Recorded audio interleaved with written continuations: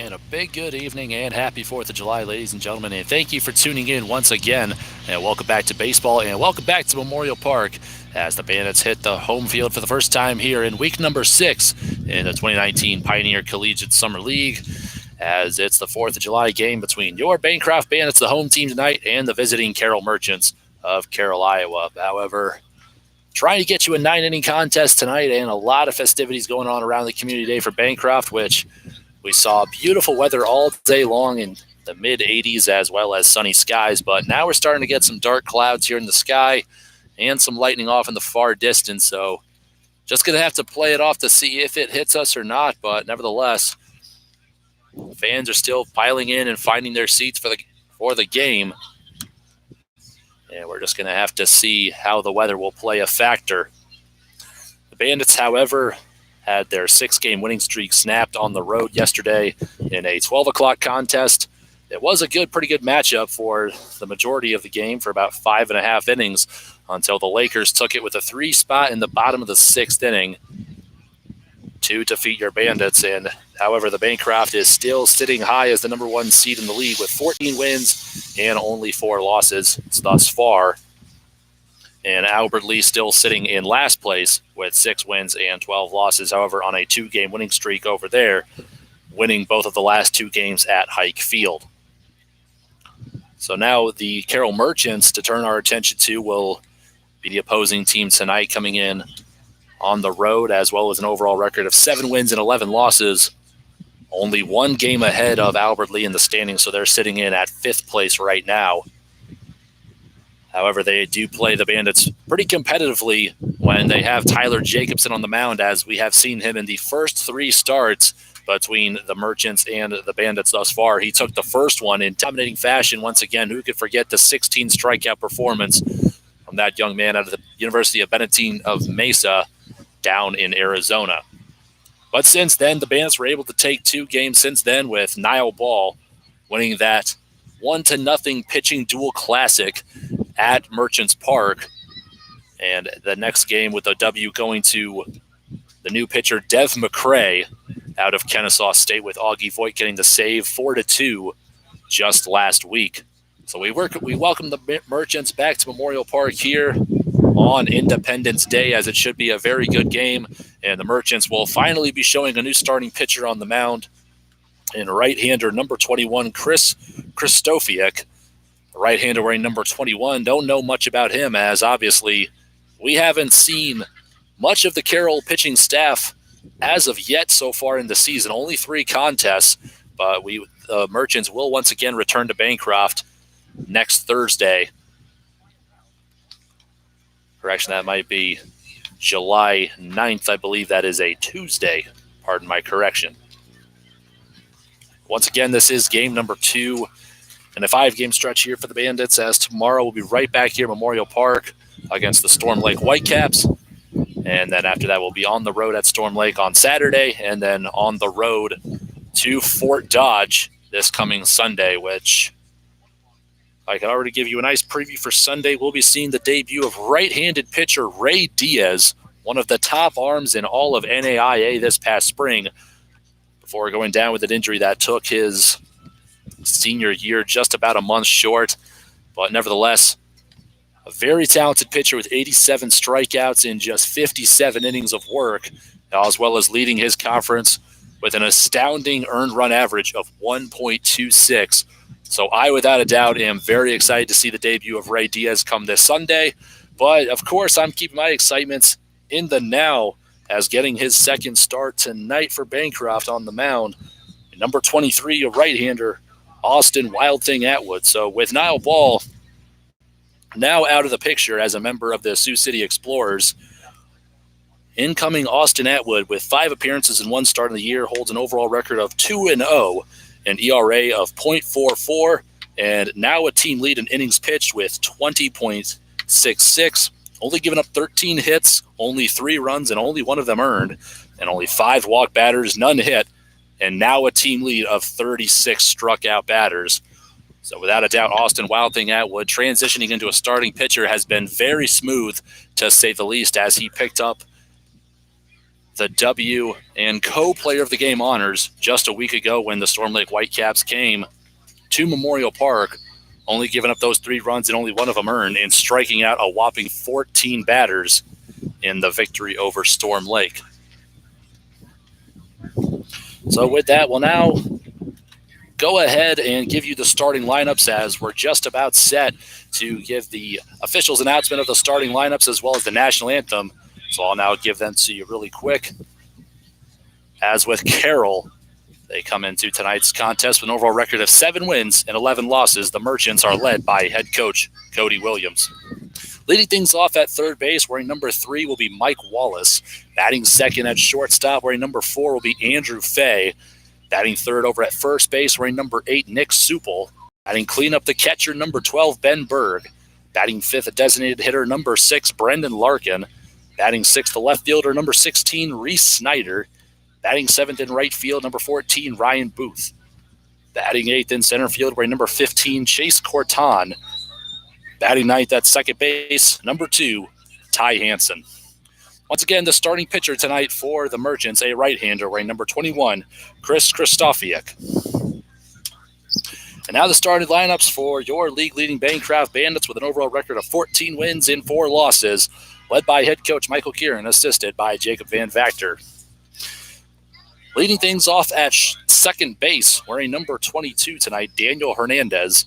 Batting second, the right fielder, wearing number 11, Aaron Mason. Batting third in center field, wearing number 4, Adrian Torres. Batting cleanup at first base, wearing number 34, Ivan Melendez. Batting fifth, the designated hitter, number 30, Miguel Miko Soto.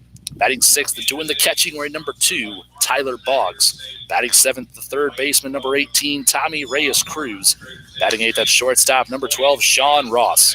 And batting ninth, the left fielder, number 6, Dakota Coco Kennedy. Once again on the mound, number 23, Wild Thing, Austin Atwood. We'll now shift our attention to our very own PA announcer, Travis Newman.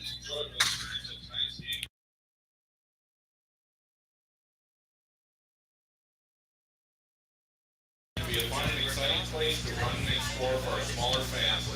We have some fans keep an eye on your children at all times. For those fans visiting Bancroft Memorial Park for the first time, smoking is prohibited in all areas of the stadium. We ask that all smoking takes place outside of the gates. Tiny house. For your cooperation on this matter. Tiny house. Restroom areas are located just north of the entrance area. Concession is located next to the entrance. National anthem. Participants are required to do We're not going to do those? No one.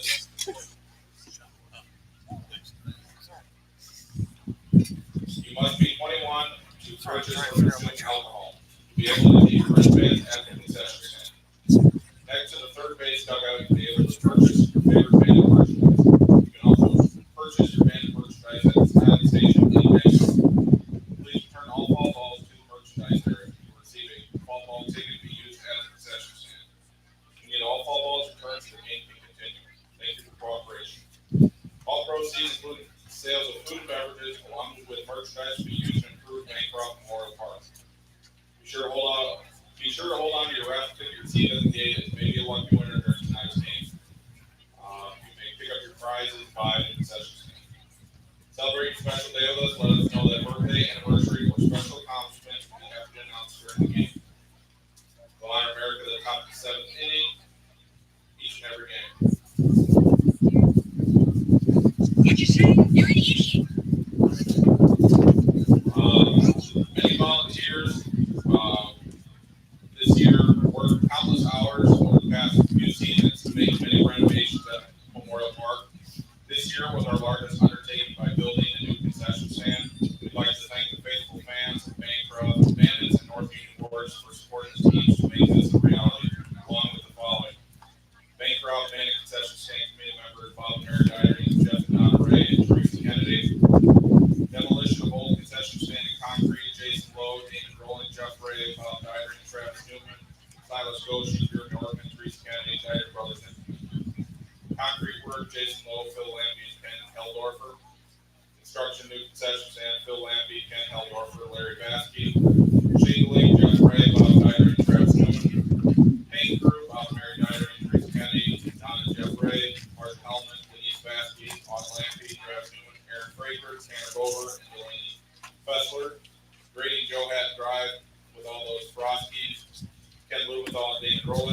Plumbing, Dave Chrysler. Electrical, PJ Ingles, Evan Ingles, Brian Hamilton. Countertops and cupboards, Phil Lampy. Water heater, Shillington Hardware. Miscellaneous assistance through the project, City of Bancroft, and PMU staff. Including coolers, Travis Newman, Brandon Workman. Range and interior equipment, Jeff Donneray, Bob and Mary Dyer, Phil Lampy, Travis Newman, Teresa Kennedy, and many donations from various businesses in town. Thanks to everyone mentioned, and anyone we forgot. If we did, we forget someone. We sincerely apologize. Everyone's help was appreciated. It's just another example of when people work together, good things can be accomplished in Bancroft. Thank you to all.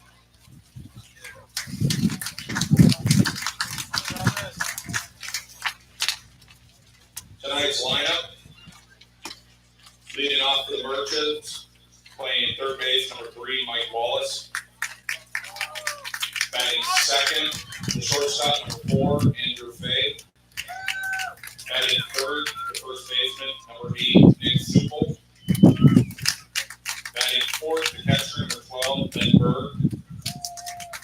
Batting fifth, the designated hitter, number 6, Brendan Larkin. Batting sixth, the left fielder, number 16, Reese Snyder. Batting seventh, the right fielder, number 14, Ryan Booth. Batting eighth, the center fielder, number 15, Chase Corton. Batting ninth, the second baseman, number 2, Ty Hansen. Pitching tonight, number 21, Chris Christofiak.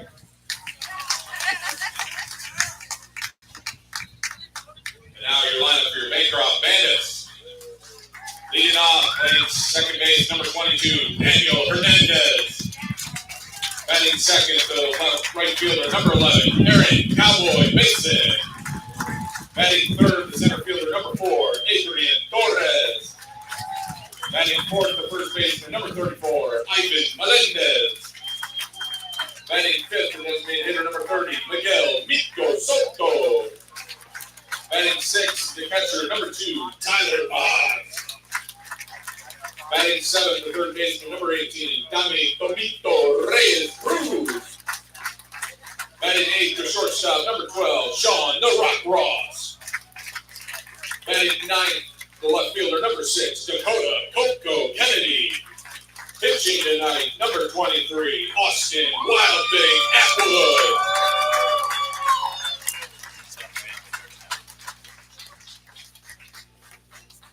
Tonight's national anthem will be sung by Jonathan Chambers. Jonathan Chambers and his wife Paula are grain farmers in the Corwith area. He has generously shared his vocal talents in the church, many civic functions, and even the backstage and Bancroft Inner Theater productions.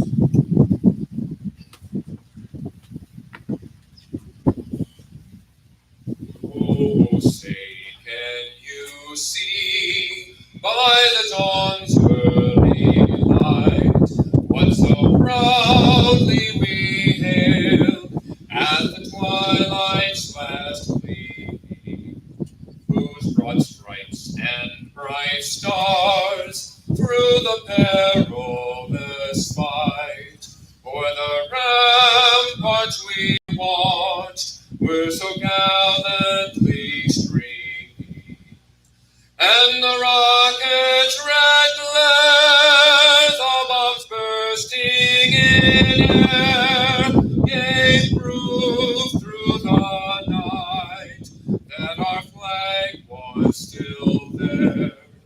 Oh, say does that star-spangled banner yet wave o'er the land of the free and the home of the brave.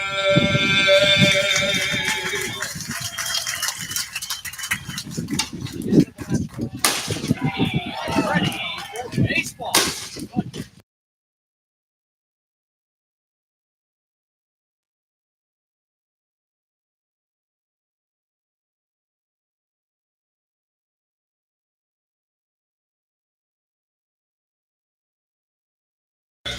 a beautiful rendition of the greatest song in this nation on its birthday, Independence Day. Some pregame fireworks and just once again some pregame fireworks before the actual ones are about to take off here between the Bandits and Merchants. They've only played 3 times so far this year, and each game has been an instant classic. Merchants taking 1 on Memorial Park, and the Bandits taking 2 on the road in Carroll. So we got a quick first pitch here. Once again, let's meet our starting pitcher, Austin Wild Thing Atwood, a right-hander out of Alcorn State, now becoming one of the top starters for the Bandits this summer. To repeat his stats now, only second in appearances to Augie Voigt, who has 6. Atwood with 5 appearances, 1 game started already, and a 2-0 record, an ERA of only .44. Now leading the Bandits in innings pitched with 20 2/3, only giving up 13 hits, 3 runs, only 1 of them earned, 5 walks, and a team high now with 36 strikeouts. And as I forgot to mention the pregame show, Niall Ball did quick work to make his debut over in Sioux City for the American Association for the Explorers in 1 inning of work. Very efficient, only 3 pitches, and a 1-2-3 inning for Niall Ball, as well as he was able to turn a double play. So very nice to see Niall Ball adjusting well in his newfound home for the Sioux City Explorers. So Wild Thing Atwood making his first appearance against the Carroll Merchants this summer. And he's going to be in start here. See how far he can go in the 9-inning contest against the Merchants lineup, as he's been very excited for this game, as Carroll usually brings a very competitive side out to them whenever they face Bancroft. So don't let that 7-11 record fool you. One thing I will mention about Carroll's lineup, it has stayed very consistent throughout the entire summer, with 1 through 5 always pretty much set in stone, and a very threatening 3, 4, 5 hitters with Nick Supel in the 3-hole Benberg cleanup. And just in my opinion, probably the most dangerous of the trio, Brendan Larkin in the 5-hole, as we've already seen him leave the park once at Memorial Park and take Niall Ball off the fence for an RBI double in Carroll. So I'm sure Atwood now, with the help of some scouting from Coach Van Vactor and Coach Kieran as well, as I'm sure a game plan approach of his own. The throw down from tonight's catcher, Tyler Boggs, and we're just about set for the first pitch here in the top of the first inning from Bancroft. Leading off for the Merchants, third baseman number 3, Mike Wallace. To repeat that, we now got the leadoff hitter, Mike Wallace, wearing number 3, and tonight at third base. The batting order usually stays pretty consistent for Carroll, but they show very complexity in the defense, as they're usually all around the place, as Atwood rifles in a fastball, just missing for ball 1, and we're underway here for tonight's 4th of July contest. From the windup, and the second pitch is swung on and fouled. Another fastball there from Atwood, as he's been open to share about his journey climbing up the miles-per-hour range on that fastball, sitting in the low 90s. So Atwood has his pitch, and he goes from the wind and fires the 1-1. Slider in there for strike 2 on the outside part of the plate. And in 2 pitches, he works ahead of Wallace in the count. 1 ball to 2 strikes.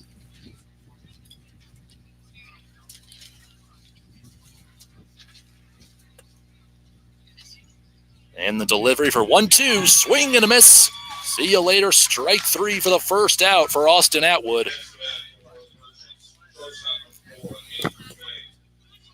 I've said it many times already, and I'll mention it once again. The Bandits pitching staff in this league really second to none, averaging 13.5 strikeouts per game. An average that used to be 15, and Atwood wanting to set that margin at 15, as he's been very vocal about in the dugout, to say the least, as his personal best 14 against Storm Lake. So let's hope he can keep it up here as he dishes a fastball for strike 1 to the number 2 batter, wearing number 4 at shortstop, Andrew Fay, a left-handed batter. Nobody on, 1 down here, and Atwood going right back to the windup with the 0-1 pitch. Swung on, grounded over towards Melendez, and he'll lead Atwood to the bag for out number 2. Very efficient inning here as Atwood records 2 quick outs On the second pitch of the at-bat there, a 3-1 putout to retire Andrew Fay.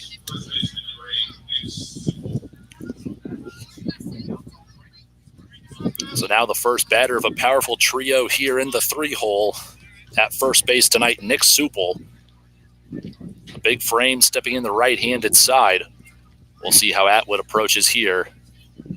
With 3, 4, 5 to up, but we got 2 down, nobody on. First pitch to Supple, slider, strike 1.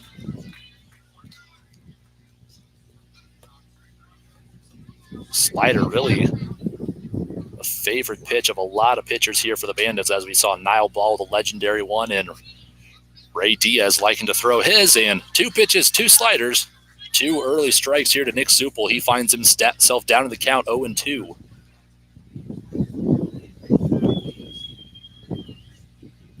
Atwood going right back with the 0-2, and Supple going to fend this one off over the backstop to stay alive here.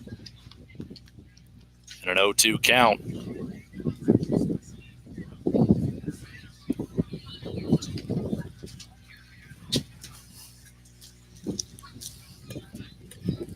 Still 0-2, Atwood from the windup, and he gets him chasing upstairs. Strike 3, thanks for playing. Atwood K's 2 in a 1-2-3 inning against the Carroll Merchants as we head to the bottom of the first inning. Bandits coming up to bat here from Memorial Park.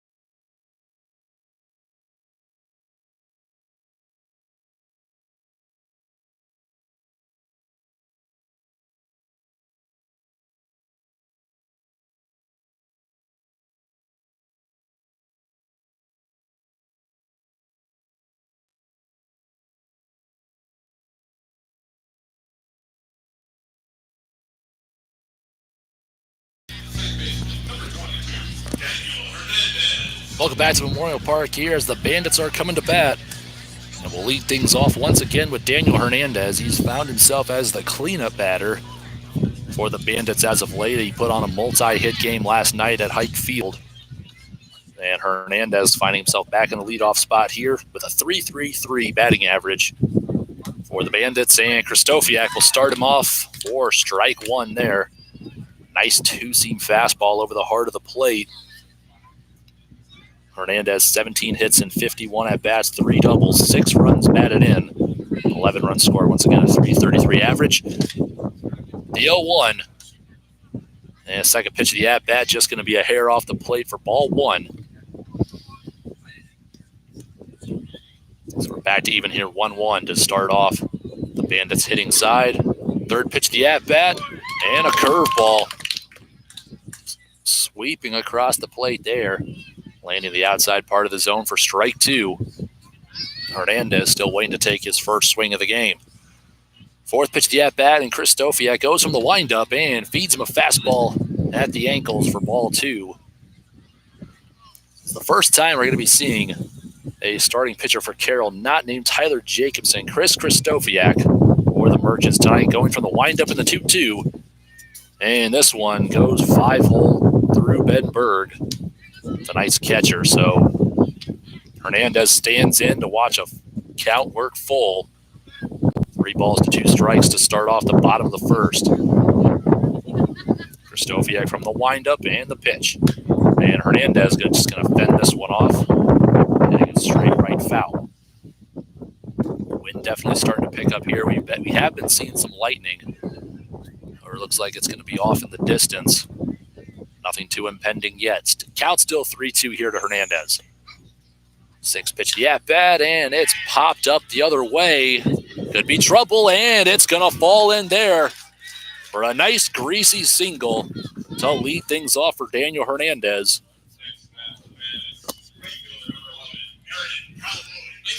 Stepping up to the plate now, Aaron Mason, just getting off a 6-game hitting streak.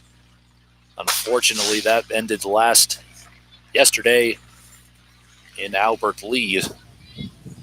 So Mason, obviously, he sees the first pitch he likes. He's going to try to drive it. And that's not something he's seen the leadoff hitter, so let's see how he does in the 2-hole. Hernandez on first, and Kristofiak going to miss upstairs for ball 1.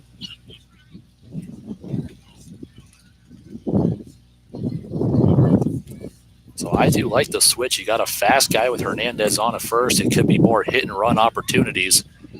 And Mason. And just like that, a hit and run. And Hernandez going to take second base as Mason waves that one in the dirt to work the count even here, 1-1. But a good opportunity now as Hernandez steals second and advances into scoring position. And now Mason can find a gap and bring him home to take the first lead of this ball game. The 1-1 pitch. Fastball in the outside part of the zone for strike 2. Kristofiak painting the corner there in the black. So 1-2 count now to Mason.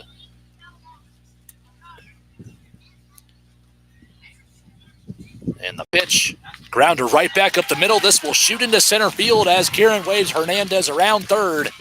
And just like that, the Bancroft Bandits are on the board first. And an RBI single for Aaron Cowboy Mason. So it looks like the lineup switch is going to work in the first at-bat as Hernandez leads things off with a single, steals second, and Mason brings him home. Good thing about hitting streaks ending, you can just go ahead and restart them, which is what Mason's going to look to do here. Bandits on the board first with back-to-back hits. Score now 1-0 for Bancroft. Comes to the plate now, Adrian Torres, the leader in home runs for Bancroft this summer with 2, as he's going to swing inside out on the first pitch, just behind on a fastball. Foul ball.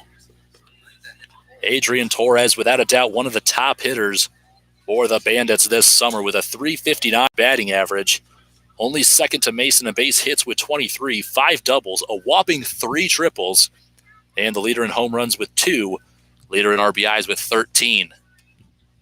Kristofiak now from the stretch with the 0-1. This one misses in the dirt, and Mason will go ahead and advance to second on a wild pitch there. Fastball missing in the dirt.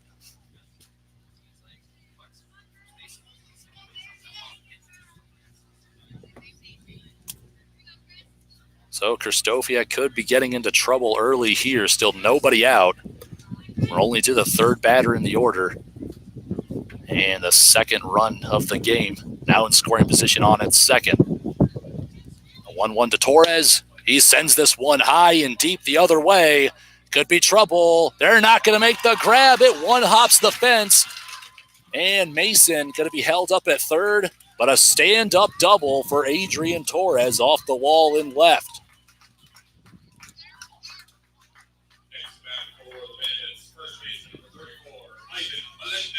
So just wrong positioning there for Mason, as obviously that was the right move to try and hold up at second base just in case the Carroll left fielder, which is Reese Snyder tonight, could have made the grab. He could have eventually tagged up, but he still made a good hustle and could not make the grab on the run over the shoulder. So now just moving down one spot in the order. Tonight, the first time is the cleanup batter, Ivan Melendez, a big right-handed power hitter out of Odessa College, already with a fast start to his summer. Going 11 for 32, average of 344.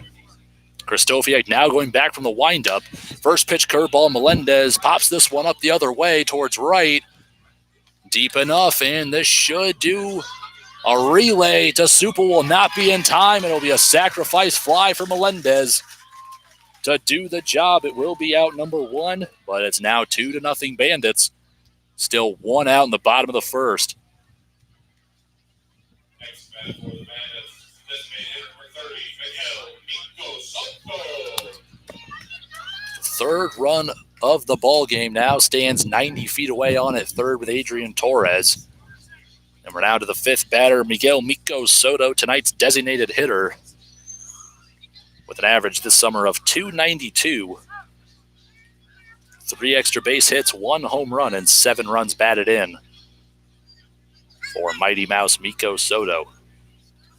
With 1 down, here's the first pitch from the windup, and Kristofiak starts him off with a curveball, riding the chalk inside for ball 1. Back from the windup, a 1-0. Fastball down the pipe for strike 1.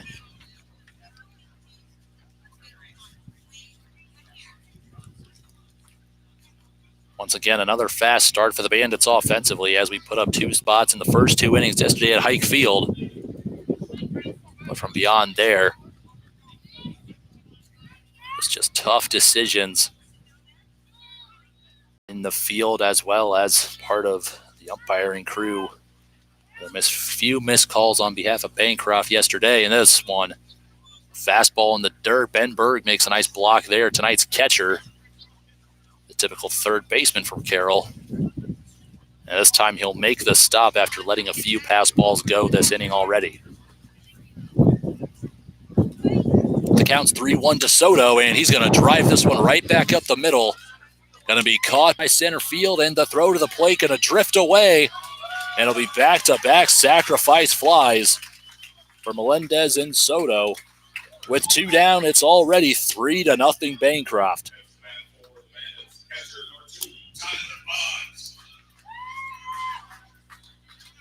So let's see if the Bandits can get another 2-out rally going here, as we've already seen in a handful of games thus far with Tyler Boggs coming back in as the catcher tonight in the 6 hole. Pretty solid offensive catcher out of Yavapai Community College. Tyler Boggs with a 282 average, 1 home run. But Kristofiak going to fool him first pitch curveball with a check swing offering for strike 1.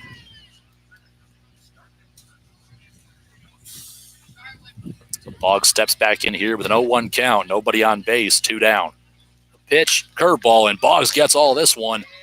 Hits it on the nose, but it's going to drift right to the center fielder for Carroll. That's Chase Corton to make the grab for the 3rd and final out. As the Bandits leave no runners stranded with 3 base hits, they score 3.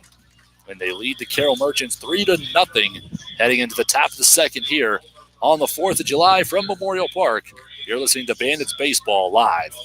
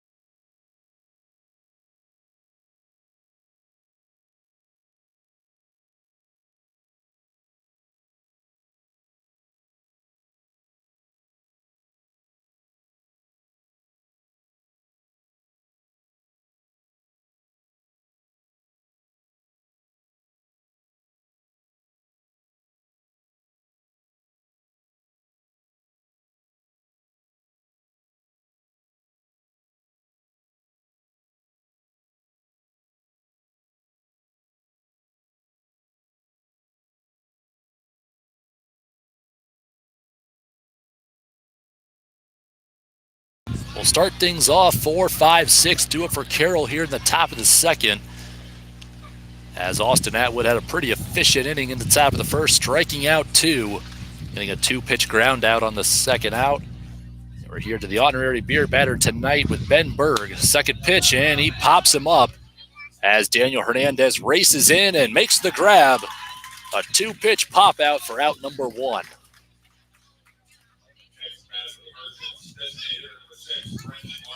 So once again, it was a fast start for the Bandits, and they're going to look to keep things going here in the top of the second inning as a 3 spot in the bottom of the first, highlighted with 3 RBIs courtesy of Mason, Melendez, and Soto to make it 3-0 Bancroft early. We're going to have to keep on adding here. Carroll's a team you can't offer any mistakes to. They'll take advantage of. As Atwood starts off a first pitch, fastball in the dirt to Brendan Larkin. Without a doubt, one of the most impactful bats for Carroll, possessing a lot of power and a stocky frame from the right-handed batter's side, as he's had pretty good success against Bancroft at the plate, especially in comparison to the rest of the batters. And in my opinion, this is the guy you got to look out for in the Carroll lineup. And Atwood going to start him off with a 2-0 count and sends that pitch in there for strike 1 as Larkin holds off for strike 1. Still up 2 balls, 1 strike, 1 down, nobody on base. We're in the 5 spot for Carroll. And Atwood has the pitch from Boggs and goes from the windup. Swung on and fouled straight back into the net. And in 2 pitches, Atwood gets back to even.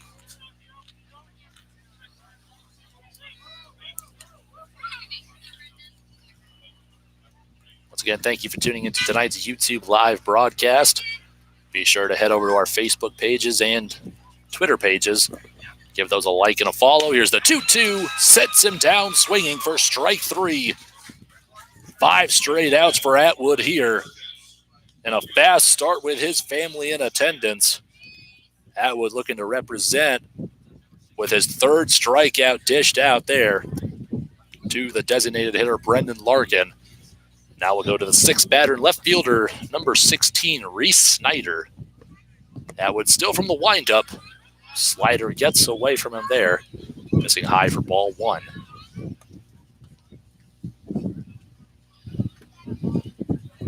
Second pitch of the at-bat, the 1-0. Pitch just about letter high, but it's going to be ball 2. And, check out some lightning. Don't miss the fireworks. We still got some more light shows off in the distance. Still going to go here with a 2-0 pitch to Snyder, and he swings and misses at a fastball outside for strike 1.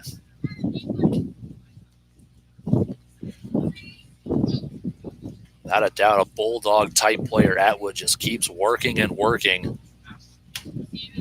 Always trying to outwork the opponent and get himself better in the process as he continues to climb that mile-per-hour range. Adding a lot of cheese on some of these pitches. The 3-1 count to Snyder. And it's going to be the first base runner for Carroll. And a free 90 on a walk to Reese Snyder, the 6-hitter. We'll just go right to the 7th hitter now, Ryan Booth. The right fielder wearing number 14. The first runner of the game for Carroll standing in on first, courtesy of a walk from Austin Atwood.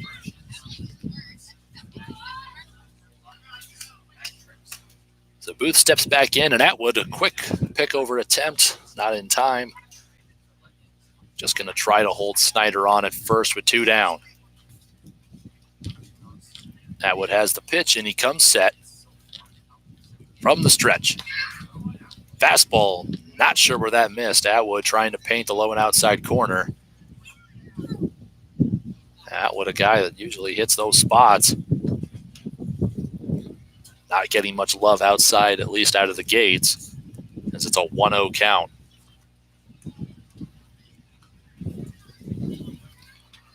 So Booth steps back in. Atwood comes set from the stretch. The 1-0 pitch swung on and missed. Another fastball dish there for strike 1.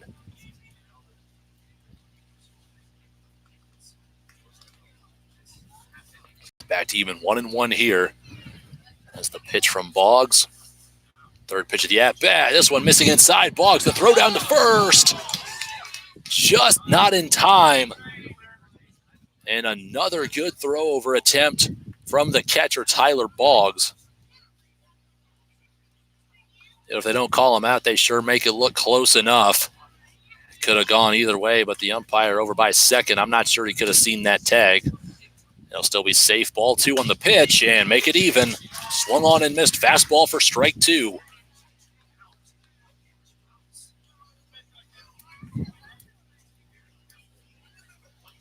Deuces across the scoreboard here as Atwood comes set. And the pitch, and missing upstairs, and the mask pops off of Boggs there as he has to jump up to make the grab for ball 3, and we're back to a full count here to the right fielder, Ryan Booth.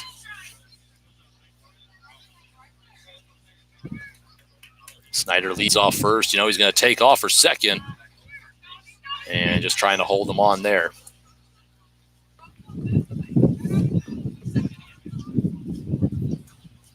And the 3-2 as Atwood comes set from the stretch. The pitch sits him down looking. See you later. Strike 3, number 4 for Atwood to put away the Merchants and 4 batters here in the top of the second. Bandits coming back to bat once again. In the bottom of 2 from Memorial Park. It's still 3-0 for the Bandits here from Memorial Park.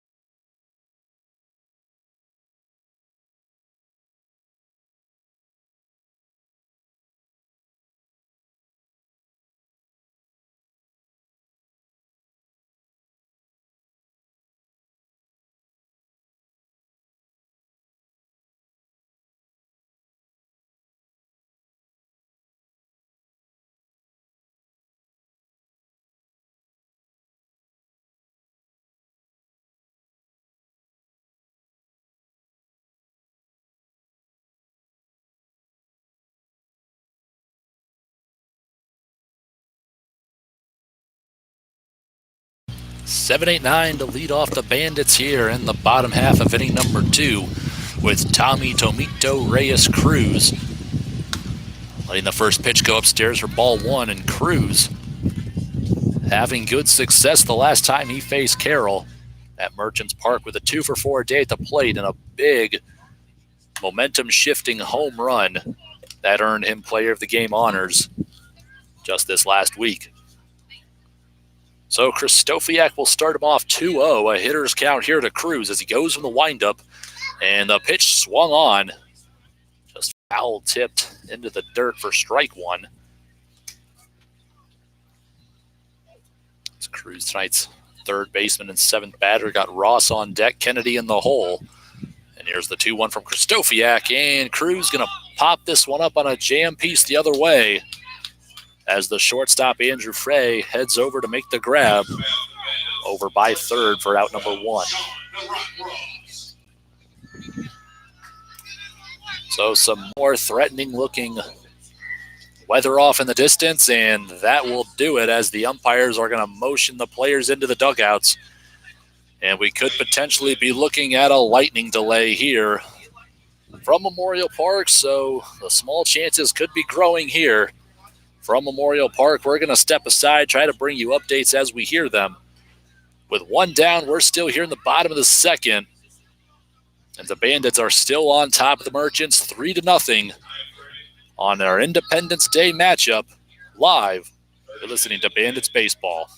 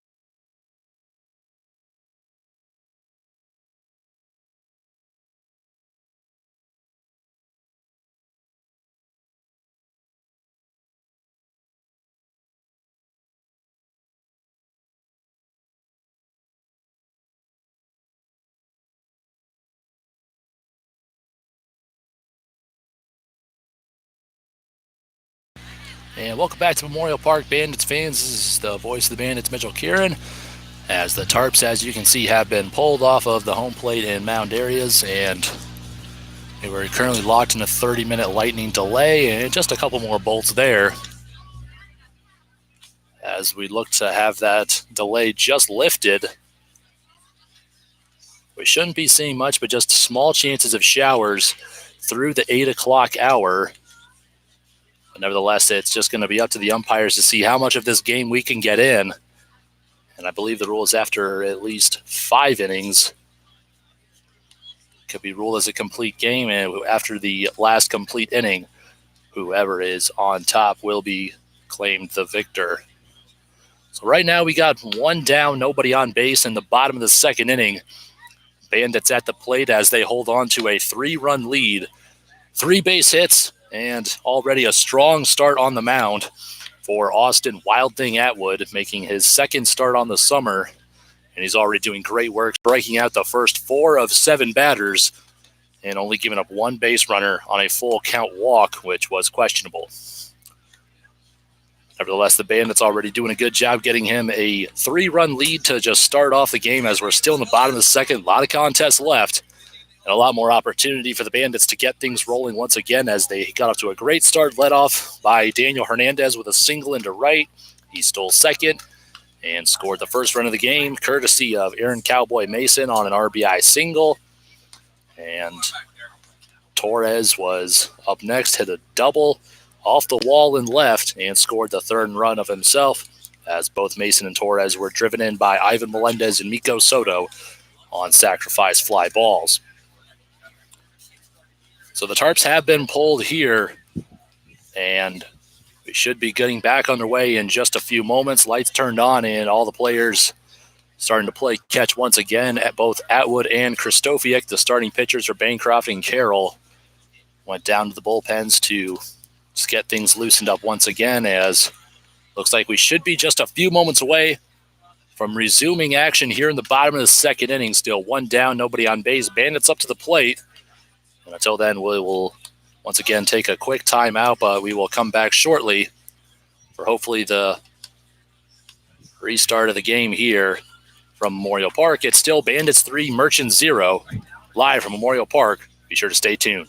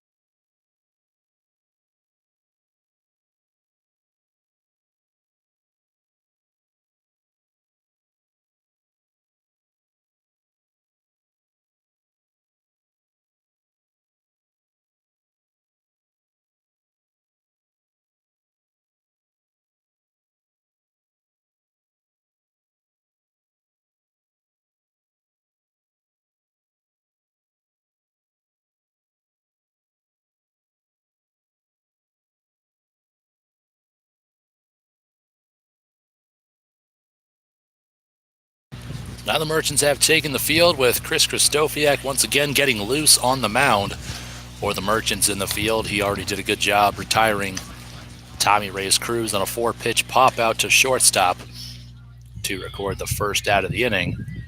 We got Sean Ross at the plate to start things off once again, as we're just about set to resume this game here from Memorial Park. Once again, I want to thank you for tuning in live to our YouTube live broadcast, and be sure to like us on Facebook and follow us on Twitter, as we'll try to bring you as much scoring and everything Bandits baseball updates to you as we hear them, as well as pre- and post-game interviews with our player of the game and coaches. So be sure to stay up to date with Bandits on our social media platforms.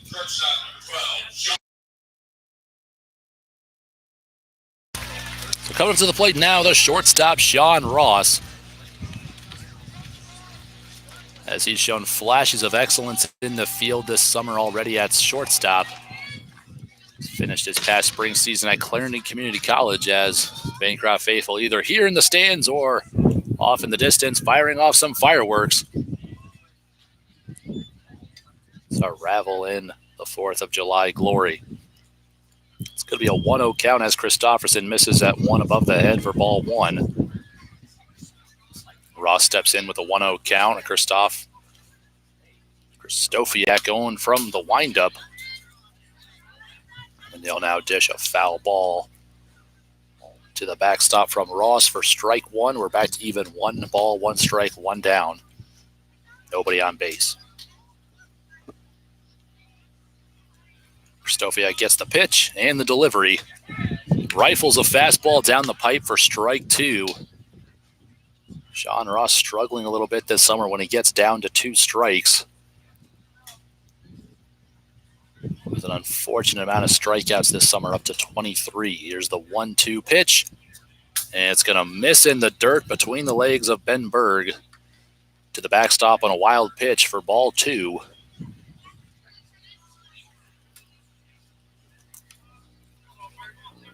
And now a 2-2 count to Sean Ross as he steps back in.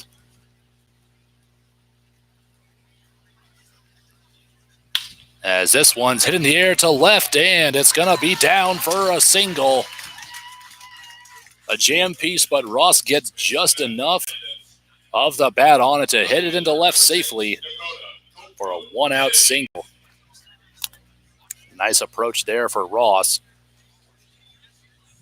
as the Bandits look to get things going offensively once again here in the bottom of the second. Ross standing in on first, and we're now to our 9-hitter Dakota Coco Kennedy. 2 so far this spring, but 12 stolen bases. Definitely something to turn your head about. He's got a lot of speed, so when he gets on base, look out, as he's looking to take more. Kristofiak starts him off from the stretch with a fastball for strike 1. And here's the 0-1. A sweeping curveball going to drift outside for ball 1. Now 1-1 count with 1 down here.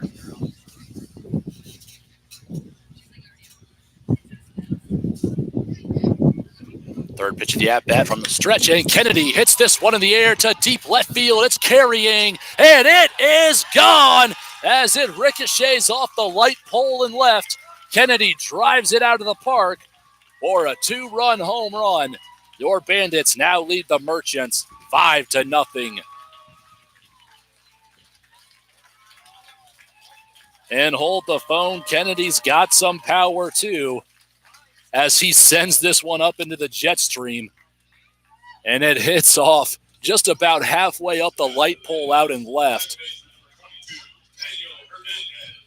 Kennedy got all of that one, driving it out of the park with a 2-run blast to advance the lead now to 5-0 as we go back to the top of the order with Daniel Hernandez here with 1 down, nobody on base. First pitch of the at-bat, and Hernandez can't hold back on a fastball in the dirt for strike 1. Swing he'd like to take back, but he's still alive here with an 0-1 count. Here's the 0-1, and a slider going to nab the outside part of the zone for strike 2. And Daniel Hernandez led things off back in the top of the first with a single to right field. Now he finds himself down 0-2 the pitch, and he goes right back to right field. Hernandez now 2 for 2 with a 2-strike single and his second hit of the day. Second consecutive hit at that for Hernandez, and a great approach right there.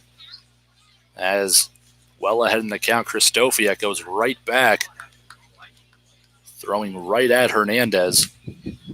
Just throws the end of the bat at it, inside out. Nice approach there with 2 strikes. So as Hernandez leads off first, we go back to Aaron Mason. 1 for 1 with an RBI single and a run scored for himself back in the first. And a curveball getting away from him in the dirt. Berg will knock it down in front for ball 1.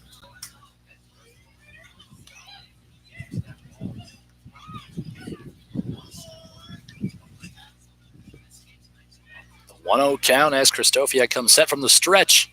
Hernandez takes off for second. The throw from Berg is going to chip in the grass past the second baseman, Ty Hansen, and Daniel Hernandez with his second stolen base on the day as he once again takes second in scoring position once again for Aaron Mason to potentially drive in and extend this lead even more. Sun's definitely starting to show once again here from Memorial Park. Here's the 2-0 pitch to Mason. Chopper towards third. He looks the runner back at second, and he'll get Mason on the throw at first for out number 2. That's a 5-3 putout. To retired Mason there with 2 down. Hernandez still on base at second, and we go back to our 3-hitter, Adrian Torres. One of the top bats for the Bandits this summer as he's found success, and he's going to keep on continuing that success into today. 1 for 1 with a double and a run scored. Let's see what he can do here with 2 down. Runner on second base. Kristofiak from the stretch. Got a miss at the ankles for ball 1.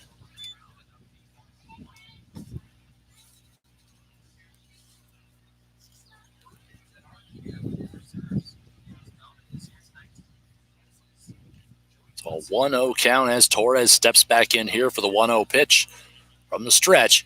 Slow rolling off speed, and it's going to be a grounder right at the first baseman, Nick Supel, and he'll just step on the bag to retire the Bandits here. But they're going to keep on adding offensively thanks to a 2-run blast from Coco Kennedy to make it 5-0. Bancroft in front of Carroll as we head to the top of the 3rd inning here from Memorial Park. You're listening to Bandits Baseball live on Independence Day.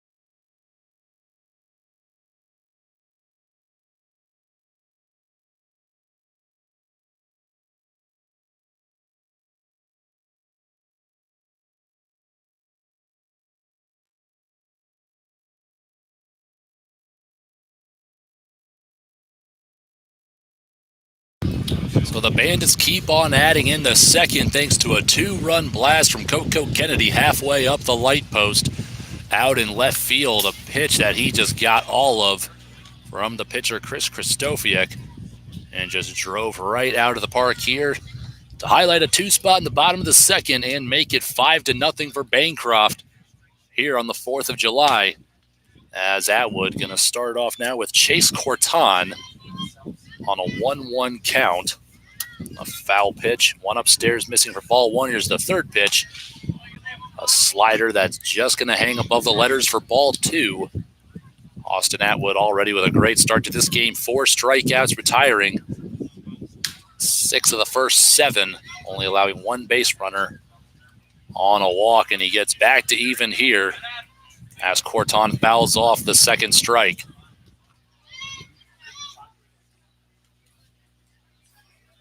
So 2-2 here as we got 8-9-1 due up for the Merchants here in the top of the third. Bandits looking to get back to their winning ways after having a 6-game winning streak snapped by Albert Lee last night on the road.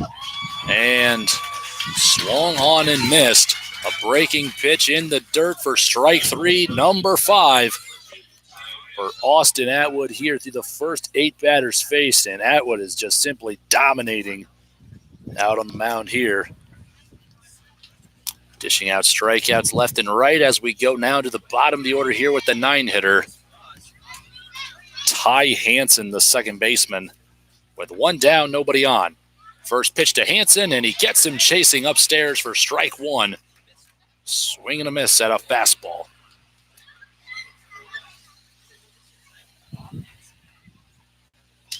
So an 0-1 count. Atwood gets the pitch from the windup. Fastball in the black and a miss for ball 1. One's across the scoreboard here. 1-1 count, 1 down.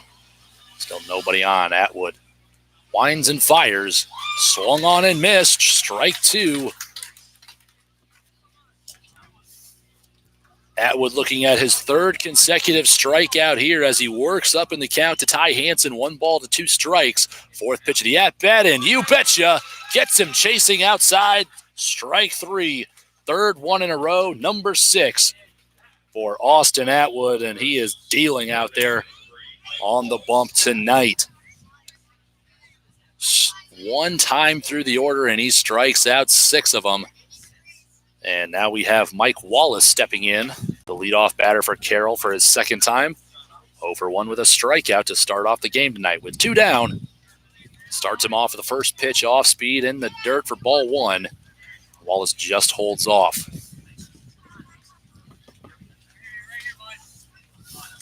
Count now 1-0. Atwood from the windup.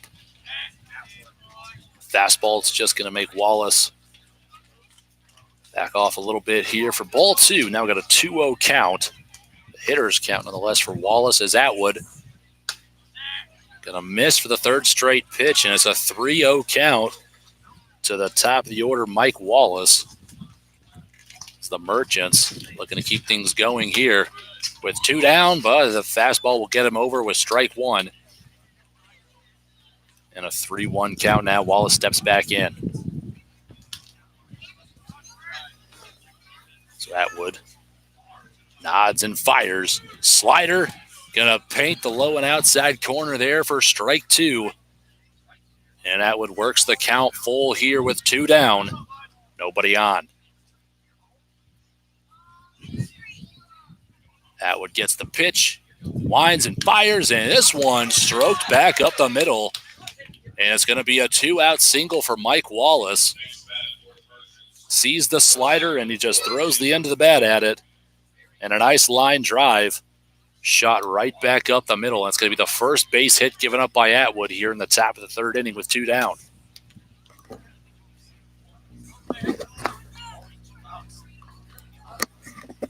So still 2 down now. Force out at 1st and 2nd. And Atwood trying to catch Wallace napping there, but he was too close to the bag there. Easily steps back on it. Pickoff attempt not in time. And we go now to Andrew Fay. And another pick over just to hold him on.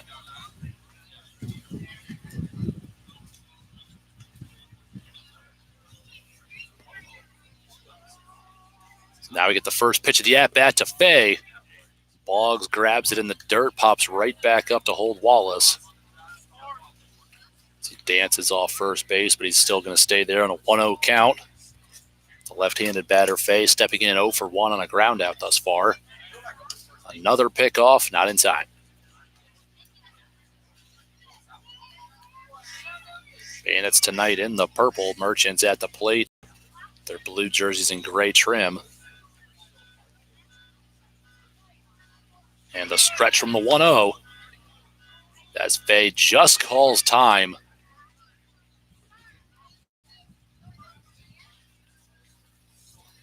Might have just beat Fay.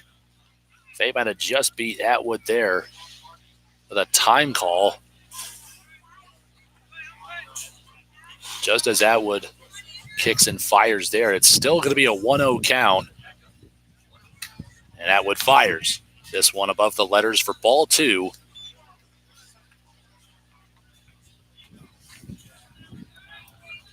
Atwood still working hard for out number 3 here in the third.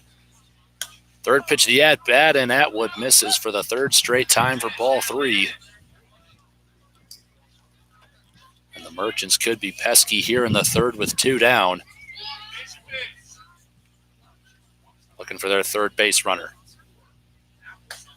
And Atwood will get over there now with strike 1.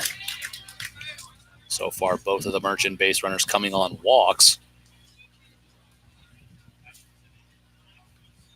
As Wallace leads off first, Atwood comes set. Fifth pitch of the at-bat. Chopped foul straight back to the backstop. Second straight time Atwood works the count full here.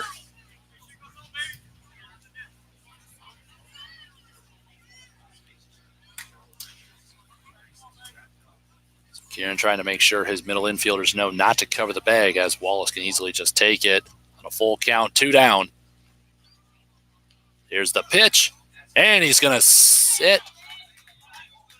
Hold on, looks like it's swung on and just foul tip to the umpire. As he might have warned that one. It looked like that might have been strike 3, but nevertheless, Fay just got enough of the bat on it and fouls it straight back to stay alive here. Full count, 2 down here in the top of the third.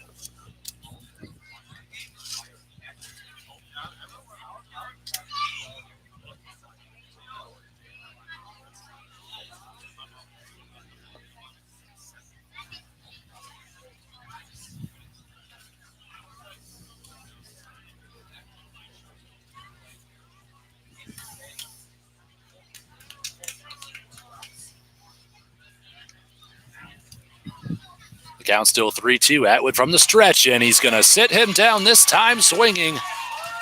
Strike 3. Fay frustrated with the result. That'll do it for the Merchants once again, as Atwood retires them in 4 and records 7 strikeouts through 3 innings on the mound. As we go to the bottom of the third, Bandits coming back to bat here from Memorial Park. You're listening to Bandits Baseball Live.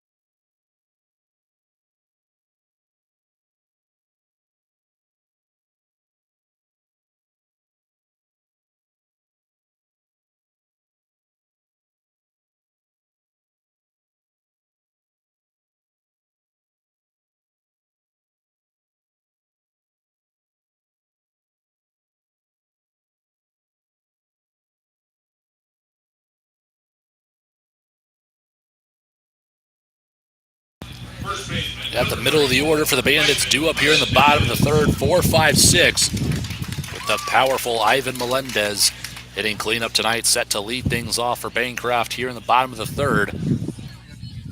Looking to keep on adding to a 5-0 lead over the Carroll Merchants and try to take their first victory defiantly over them here tonight. They're still 2-1 over Carroll on the year.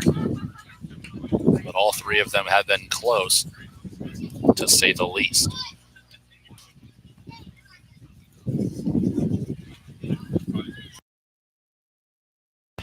Melendez fouls off the first pitch to the backstop and an 0-1 count. And a curveball. He hits this one a mile high to left center. And they're not going to make the grab. It's down, and it's going to be extra bases for Melendez on the second pitch of the at-bat. He cranks a double to deep left center to lead things off for the Bandits here in the bottom of the third. How about that? Melendez putting the power on display once again. It was a slow-moving curveball. Melendez just sits on and drives high and deep. So he'll stand on second base for Miguel Miko Soto. A well-batted ball to straightaway center that was caught for a sac fly, so he's 0 for 0, 1 RBI thus far. First pitch to Soto, and Melendez going to take off for third on a wild pitch in the dirt.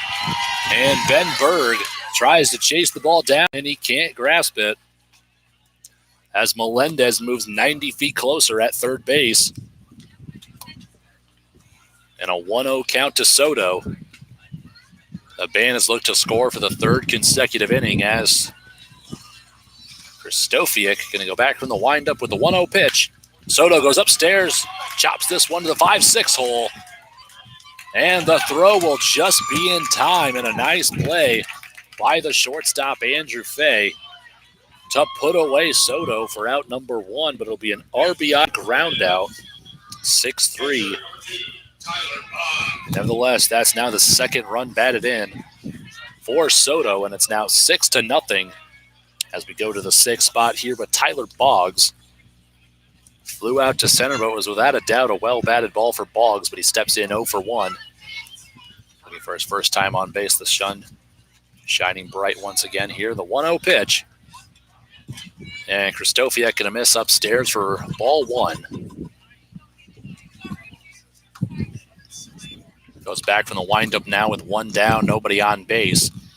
Second pitch of the at-bat, and Boggs rips this one to left, and it's going to be down for a one-out single, and the Bandits are going to look to keep on rolling here. Seventh hit of the day, and we only have one down in the bottom of the third. As the Bandits offense has erupted out of the gates here tonight. Now we got Tommy Reyes Cruz. 0 for 1 thus far. A pick over just to hold Boggs on at first. Not in time. Still awaiting the first pitch to Cruz.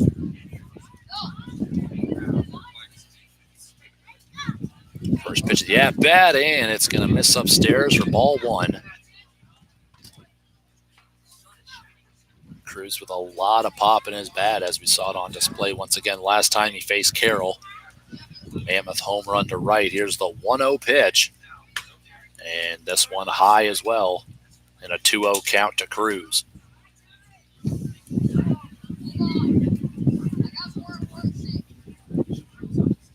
Hitters count here, 2-0 to Cruz. Kristofiak from the stretch. Fastball. It looks like he pops him up once again. Cruz going to walk this one out, and it's going to be caught by the second baseman, Ty Hansen, for out number two.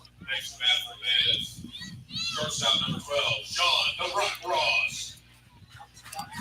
So Cruz getting into pop-out trouble as of late, and that'll be the second out of the inning. Still one runner on first with Boggs. On a single to left. With two down, we go back to Sean Ross. A single of his own in the second inning. He steps in 1 for 1. He lets a fastball go inside for strike one.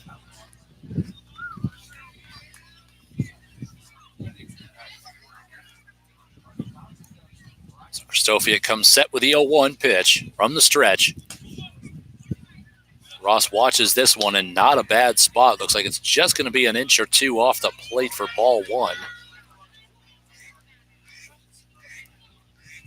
Neither Atwood or Kristofiak getting much love on the outside part of the zone as of yet. Here's the 1-1, and Ross hits this one to deep center field. But he's right there to make the grab. for out number 3, and we go to the top of the 4th.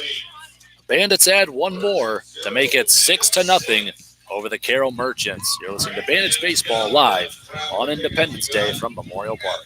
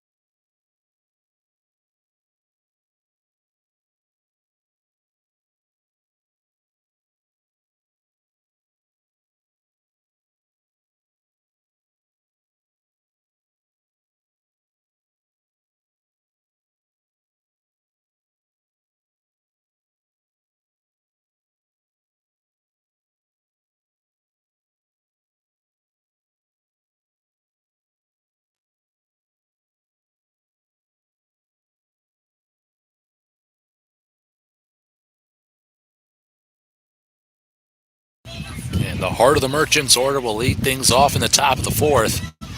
3, 4, 5, due up with Nick Supel standing in, watching the first pitch go low and away for ball 1. Austin Atwood looking to put on a pitching clinic with his mom, dad, and girlfriend in the stands here tonight, and he'll even up the count on the second pitch there with strike 1.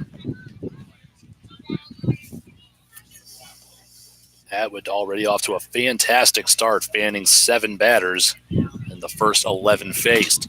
Third pitch, the at-bat, and Supel not too happy with that call for strike 2. Jumping around off the box and a 1-2 count. Supel steps back in here. Atwood still going from the windup. He has the pitch, winds and fires, and in the dirt for ball 2.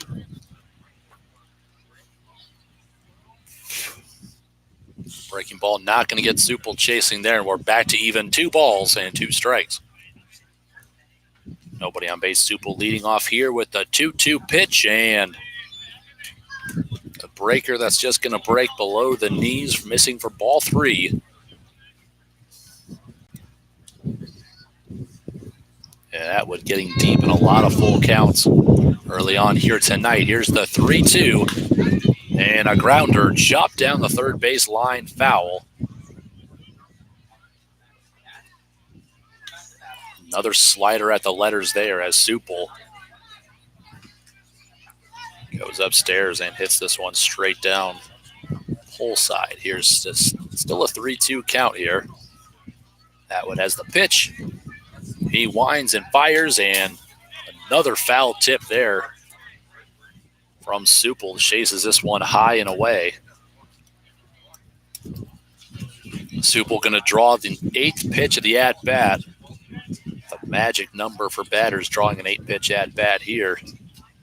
Doing a good job to get deep, but can he prevail as Atwood begins the windup with the 3-2, and he's going to get him swinging for strike 3, number 8. For Austin Atwood.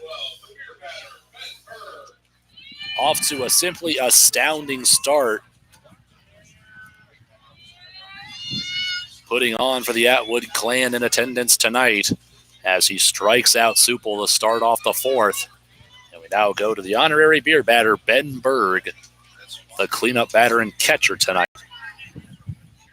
With 1 down, the first pitch slider. Berg lets go by for strike 1. Need 2 more to get these fans happy.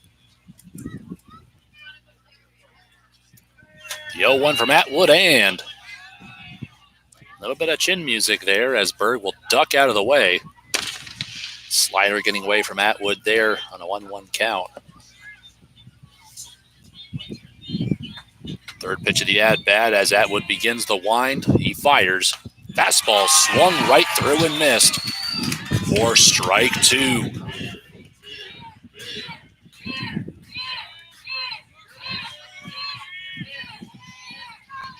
Gotta love it when the beer batter comes to the plate here in Bancroft. Here's the 1-2.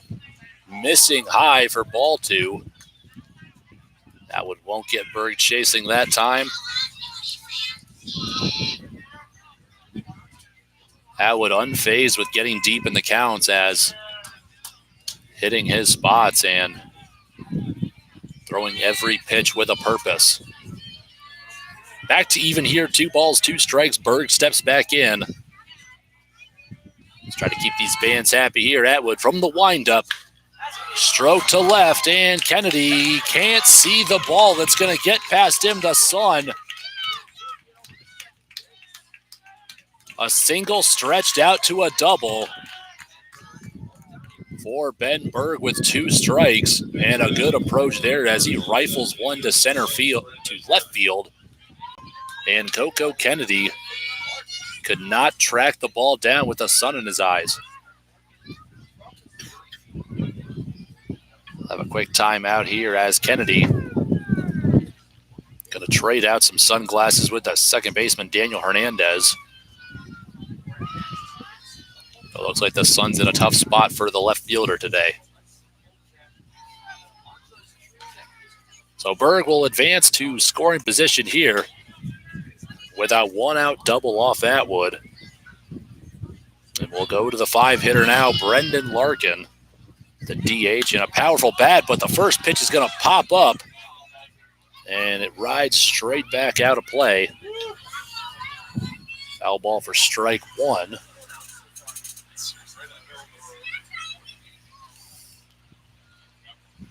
And the kids evade traffic to track down the foul ball.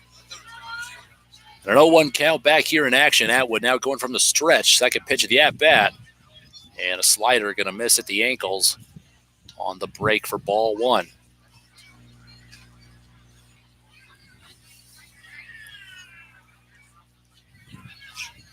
Evening up the count here, 1-1 to Larkin. 0 for 1 with a strikeout thus far. Here's the pitch. A late swing, and he gets defensive on that one. Swung on late and chopped foul towards the batter on deck, Reese Snyder. Atwood gets back ahead in the count here. 1 ball, 2 strikes. And he comes set. Fourth pitch on the way, and once again high for ball 2.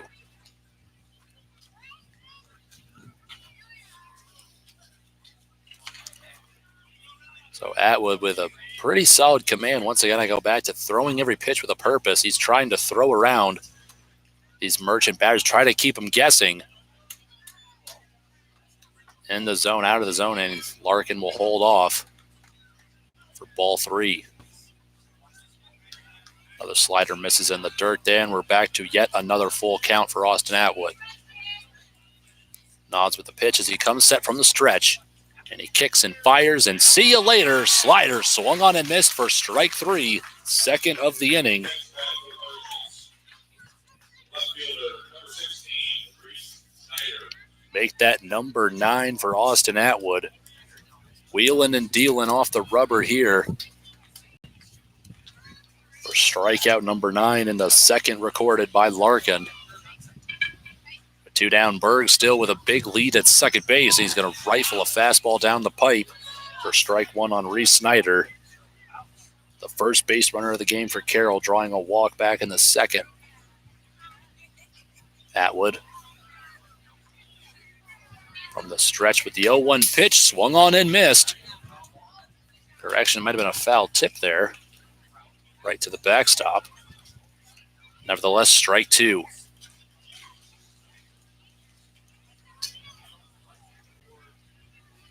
So an 0-2 count.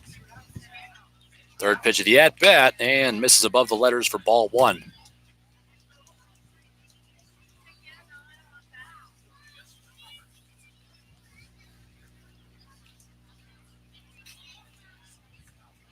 There's the 1-2. Slider, see you later. As Snyder goes down looking, and Atwood strikes out 3 in the 4th. After 4 complete, he already has the magic number of 10 strikeouts. Looking to beat his personal best on the summer of 14. As we go to the bottom of the 4th, the Bandits coming back to bat, looking to add to a 6-run lead here over the Carroll Merchants. Bottom of 4th on the way from Memorial Park.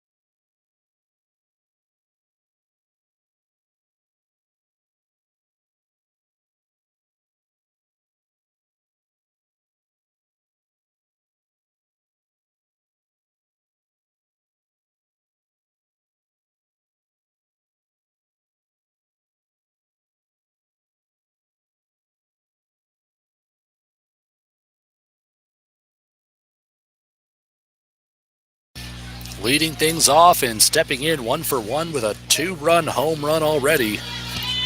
The 9-batter and left fielder Dakota Coco Kennedy. Looking to keep on the right track here. Nobody on, nobody out. As Kennedy steps back in. As Kristofiak shakes off a pitch. Tries to go first pitch off speed, but going to miss above the letters for ball 1. Starting off Kennedy with a 1-0 count here. Bottom of the 4th, scoreboard still 6-0. Bandits keep on looking to add as Kennedy. Foul tips one back to the backstop here. And a 1-1 count now.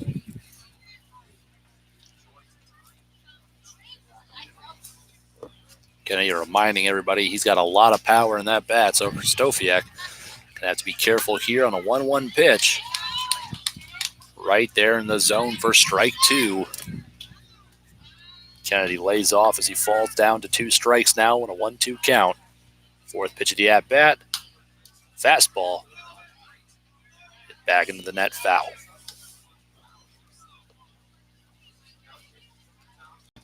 We'll be right back here at Memorial Park tomorrow night, 6:45 start time against the Storm Lake Whitecaps. So be sure to tune right back in right here on our very own YouTube channel. As the 5th pitch of the at-bat going to miss low and away, Kennedy holds off for ball 2. But if you see the hitter with the intent and holding off, that's a good opportunity to leave it in the umpire's hands. And now the 6th pitch fouled straight down.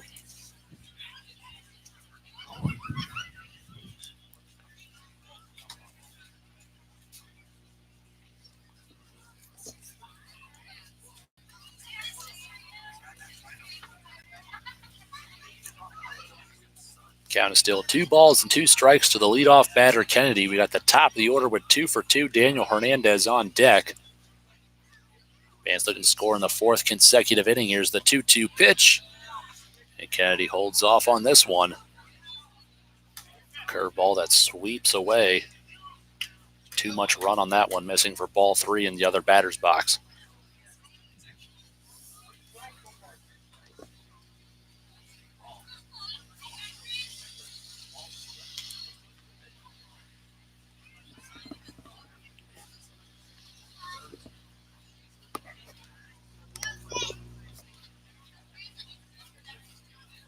Kristofiak from the windup with the 3-2 pitch. And a fastball Kennedy thought was outside. Just anticipated it. He's going to watch it for strike 3. And that's the first Bandit batter to go down on a strikeout of the day. So Kennedy going to look to get back on the right track after that one. He falls now 1-2 on the day.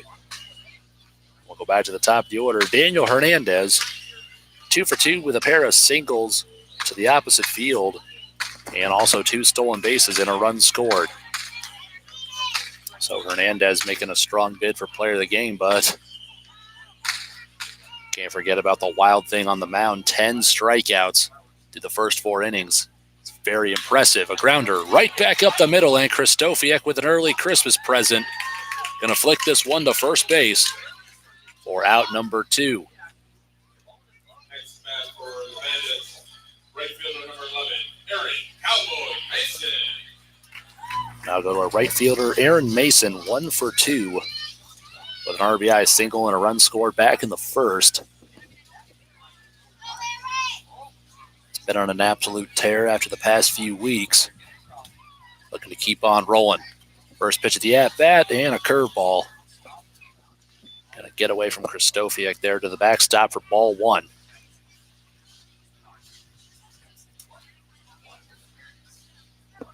Counts 1-0 to Mason here, looking for his second base hit of the day.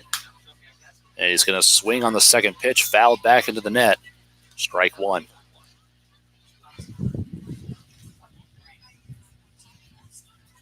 Fireworks going off left and right here in the patriotic community of Bancroft, Iowa.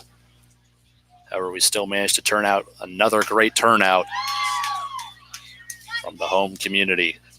Mason chases one in the attic and comes down empty-handed for strike 2. Falls behind the count. 1 ball, 2 strikes here. 2 down, nobody on base. Fourth pitch of the at-bat, and Mason will go down swinging. And it's a 1-2-3 inning for Chris Kristofiak here in the bottom of the 4th. As we've played 4 complete here from Bancroft Memorial Park, and the scoreboard will remain Bandits 6, Merchants 0.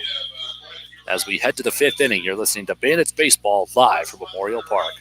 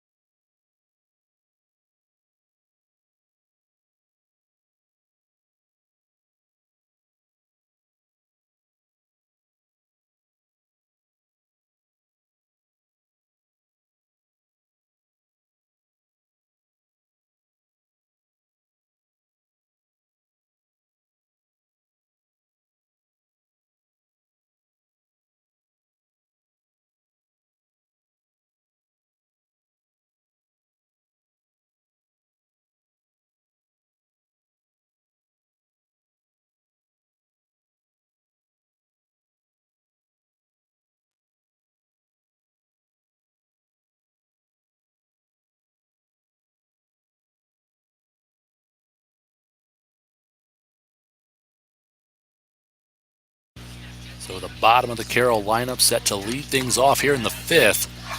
With the left-handed batter Ryan Booth just dodging a first pitch fastball at the ankles. Ball 1 from Austin Atwood is absolutely dealing on the mound so far. 10 strikeouts through the first 4 innings pitched. Only 2 outs recorded, not by strikeout thus far.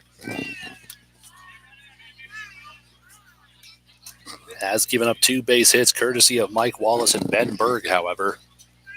And he's going to start off Booth here, 2-0 in the count. And he's going to hold off on ball 3 outside the zone. 3rd straight ball and a 3-0 count.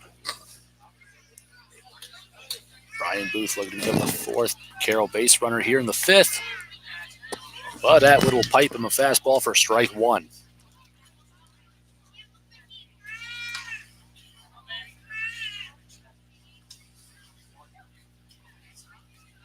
Atwood from the windup, and he fires.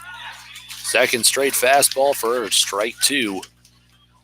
And on two pitches, Atwood will once again work the count full after working from behind 3-0. Quickly nods, winds, fires, and Booth rockets this one straight left, and the Merchants all jump out of the way. Gotta watch the lips there on that one. A foul ball. Seventh pitch of the at-bat on the way to the right fielder, Booth. Atwood from the windup and the pitch, and he sits him down looking. Thanks for playing, strike three. Next to bat for the Merchants, center fielder number 15, Chase Corton.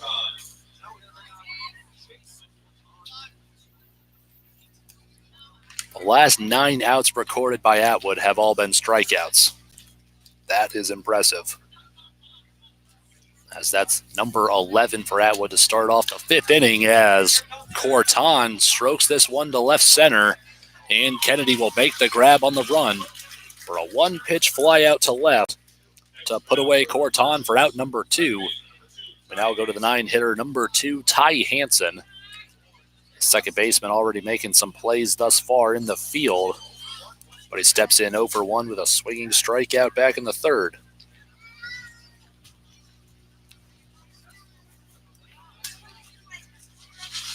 First pitch of the at-bat, slider over the heart of the plate for strike one, and I gotta believe that the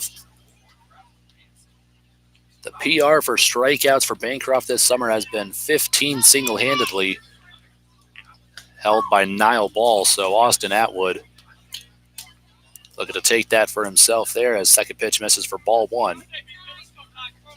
Has already struck out 11 Merchants batters through 4 2/3 innings pitched. As Corton, make that Hansen, just throws the barrel at the ball. Holding off, but he's going to ricochet it once again to the Carroll dugout for strike two. Fourth pitch of the at-bat. Slider will buckle Hansen there as he watches strike three for his second strikeout on the day and make that number 12 for Austin Atwood. Heading to the bottom of the fifth. It's still 6-0 Bancroft here from Memorial Park. We'll be right back. Bandits coming up to bat.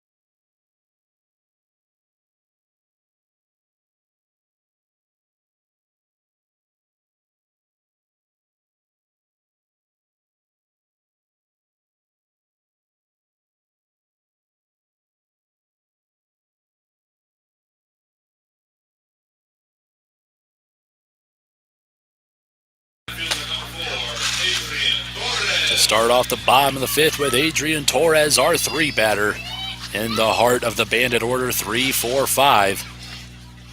Due up as the Bandits have gone right down a clean slope since the first. 3-2-1-0 through the first 4 innings of the box score, as the Bandits are holding on to a 6-0 lead, looking to add, as Torres swings through a 2-seam moving fastball there. That one cut away from Torres as he swung on and missed for strike one. Here's the 0-1 from the windup. Second pitch fastball as he pipes this one down the inside part of the plate for strike two and an 0-2 count to start off Torres here in the bottom of the fifth. Kristofiak from the windup, off speed, and this one stroked to deep right center. And it's going to be down and extra bases for Torres. A one hop off the fence. He rounds second, heading for third. The throw will not be in time. It sails out of play. It'll be an error on the throw. And Torres with a triple will come to score just like that to make it 7-0 to start off the fifth. How about that? Adrian Torres triples for the fourth time this summer. But the throw from the center fielder, I believe, Chase Corton, trying to come up big, aims too high, sends it out of play, and Torres will touch them all, making it 7-0. Here's Ivan Melendez now, letting the first pitch fastball go by for strike one. Nobody on, nobody out. And how about that for Adrian Torres to start things off? As Melendez pops this one up inside out, it looks like it'll just drift up out of play on a foul ball for strike two.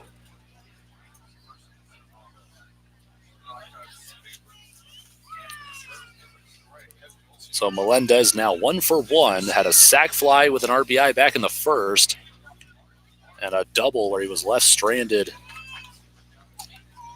on, actually made that he scored back in the third.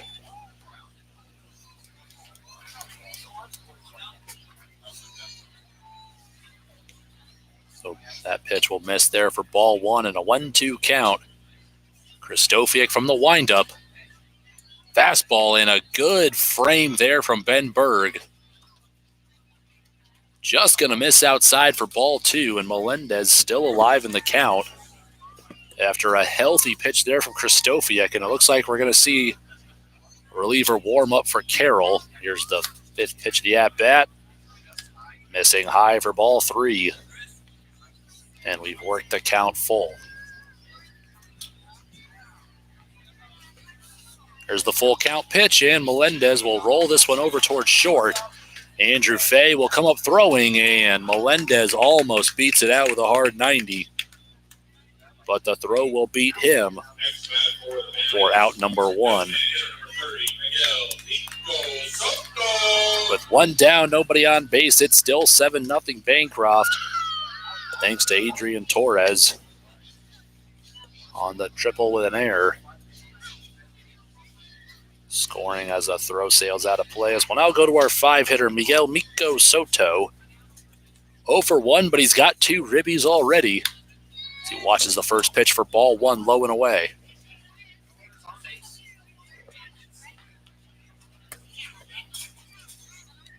Here's the 1-0 pitch. Curveball. Going to break inside for ball two. As Soto holds off to work ahead in the count into a hitter's count here. 2 balls, no strikes. Third pitch of the at-bat, fastball. And that one will get him back here in the strike column. 2-1 in the count.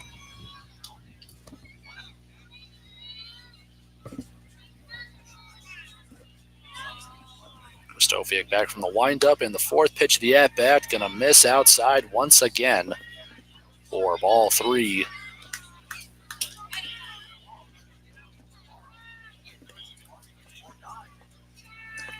The 3-1 pitch. Skips in the dirt, and Soto will get a free 90 here on a walk in his first time reaching base on the day. Still one down here in the bottom of the fifth. Soto on at first. It will now go to the catcher, Tyler Boggs. Down barrel twice already. He steps in 1 for 2 as he singled back in his last at bat in the third. Here's the first pitch. And that one's in there for strike one.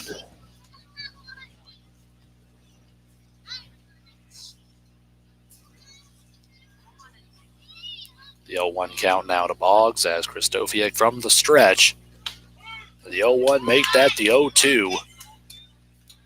As Boggs lays off the second straight fastball there for strike two.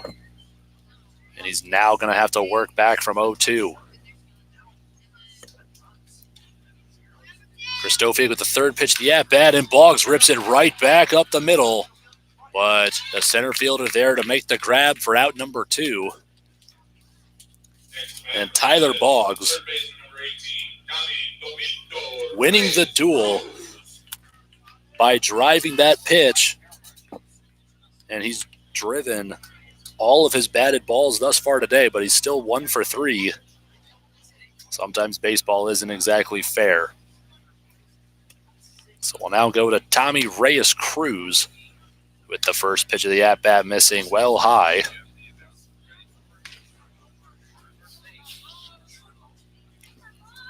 So a 1-0 count now. Christofic from the stretch. Here's the pitch. This one going to miss high and in for ball 2.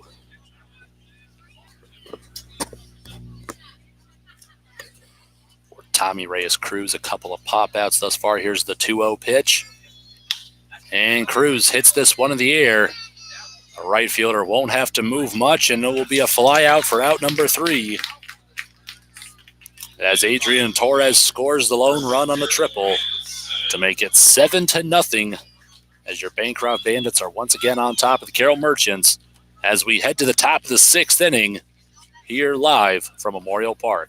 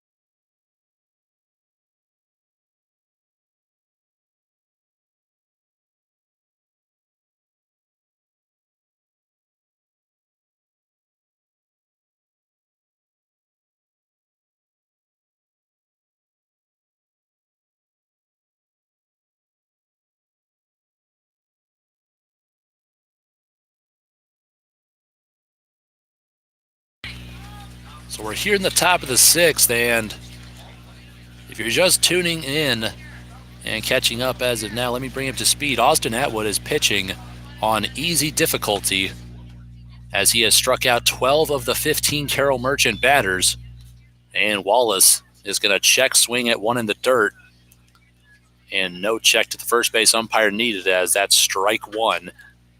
And an 0-1 count here as we go back to the top of the Carroll order. 1, 2, 3 due up here in the top of the 6th. Atwood from the windup. Slider rifled the other way. Foul for strike 2. As Atwood continues to wheel and deal here in front of the hometown crowd, as well as his family in attendance tonight all the way from Michigan. The 0-2 pitch, and good morning, good afternoon, good night. That's 3 pitches and 3 strikes to start off the 6th with strikeout number 13 for Austin Atwood here in the top of the 6th.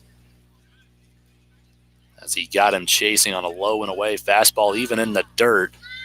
Boggs made a nice block and just simply put the tag on him to retire Wallace for out number 1, and we'll now go to Andrew Fay.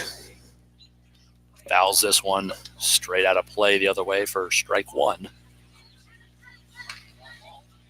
Nobody on, 1 down, and 0-1 count to the shortstop. Here's a second pitch. Almost catching him on the front shoulder there, but it's just going to miss for ball 1. Fay stepping in 0 for 2 thus far. Here's the 1-1 pitch. And Fay will go upstairs and just flick off a piece of it for strike 2 on the foul.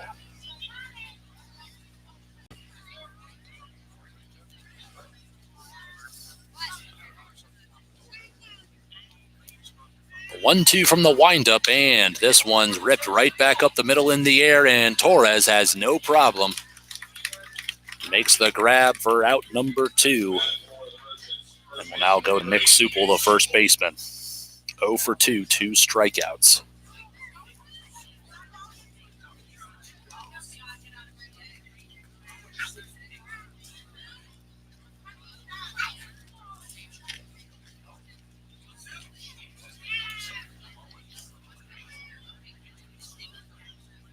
First pitch of the at-bat to Supple, and a fastball rifled down the pipe for strike 1. Supple once again not having great success to start off his day with a pair of strikeouts. Stepping in for his third at-bat. Here's the 0-1 pitch. Just inside the zone. Supple throwing the hips back. Sure has to help with that one. Selling it for ball 1 and a 1-1 count here. 2 away. Atwood quickly going back from the windup. Third pitch of the at-bat, and Supple rolls this one over towards third. Cruz comes up throwing, and Melendez makes the reach and the grab for the third and final out here. To put away the Merchants in the 6th, we'll go to the bottom of the 6th. The scoreboard still reads Bancroft Bandits 7, Carroll Merchants 0.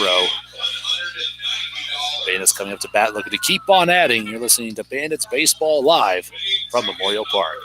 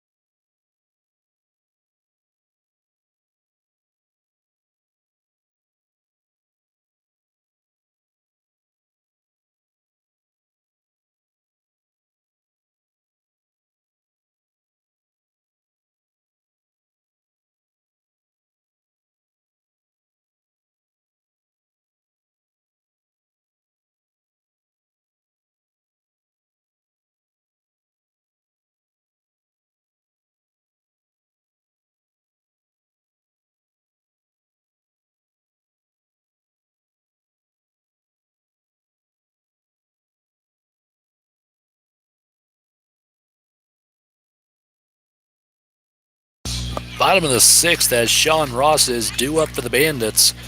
To lead things off 8-9, top due up for Bancroft.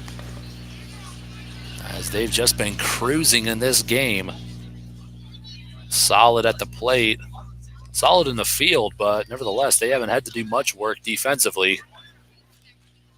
As through 17 batters faced, Austin Atwood striking out 13. A tremendous start on Independence Day here on this evening. We've roughly only played just over an hour of gameplay, as we can attest to that 30-minute lightning delay from earlier. And that might have been the last of the threatening weather here from Bancroft, as the third pitch of the at-bat will miss in the other box. Ross flicked one before that, out of play, foul. We're back in action on a 2-1 count. Chris Kristofiak still doing the pitching for Carroll, as Ross hits this one in the air the other way. He's going to hustle it out at first, but the right fielder Booth will make the grab down the line for number 1. Next to that for the Bandits, left fielder, number 6, Dakota Coco Kennedy. We'll now go to our 9-hitter, Dakota Coco Kennedy. Standing in 1 for 2, striking out in his last at-bat. With a 2-run blast all the way back in the 2nd. Let's hope he can try to get something positive once again to get the Bandits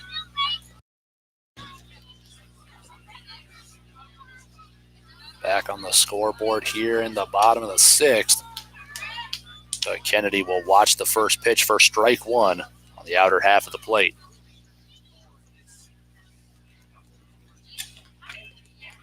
Second pitch.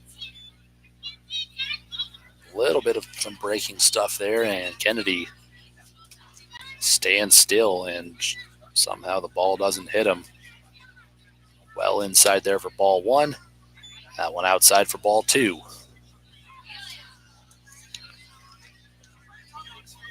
Starting to see some action in the Bancroft bullpen, as I believe that might be right-hander Braden Englert, still set to make his Bancroft debut. So obviously Carroll with 2 base hits. Not a perfect game or a no-hitter to work for. You might be seeing Atwood's night coming to a close sooner than later with not a whole lot left to lose. And the Bandits looking to keep on adding to a 7-run lead as they're taking care of business here on the 4th of July, as Kennedy draws a 5-pitch walk. Another free 90 there. With 1 down, runner on first, we'll go back to the top of the order. Stepping in 2 for 3, the leadoff batter Daniel Hernandez, as he hits this one to left field on the first pitch, and it's down for his 3rd base hit of the day. Daniel Hernandez really setting the pace offensively for Bancroft here today. He's been solid at the dish as he finds himself back in the leadoff spot once again. 3 for 4. Very solid work for tonight's second baseman Daniel Hernandez. And with 2 runners on first and second, 1 down, we go back to Aaron Mason, 1 for 3, set for his 4th at bat. Krzysztofiak back in the stretch, and he'll dish strike 1 on the first pitch to Mason.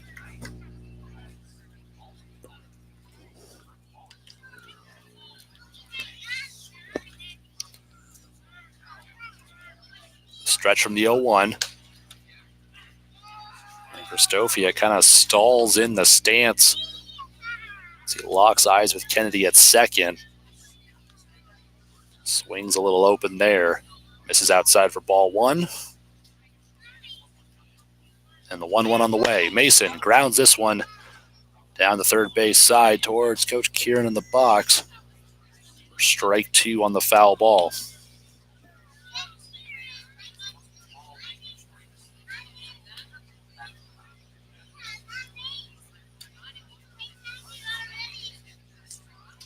Could potentially be seeing number 25, Joey Hudson, a right-handed pitcher, set to come into the game for Carroll sooner than later. As Krzysztofiak giving up a 7 spot through 5 1/3 innings pitched thus far. So we've been seeing a right-hander, Joey Hudson, wearing number 25 for Carroll, warming up along the left side. Counts 2-2 to Mason. Here's the pitch. And Mason will chase one low and away, swing and a miss for his 2nd straight strikeout, and that'll be out number 2. Here in the bottom of the 6th, with 2 runners on first and second, we'll go back to Adrian Torres. Stepping in 2 for 3 with a double, a triple, and 2 runs scored. Torres an offensive threat every time he steps in the left-handed batter's box.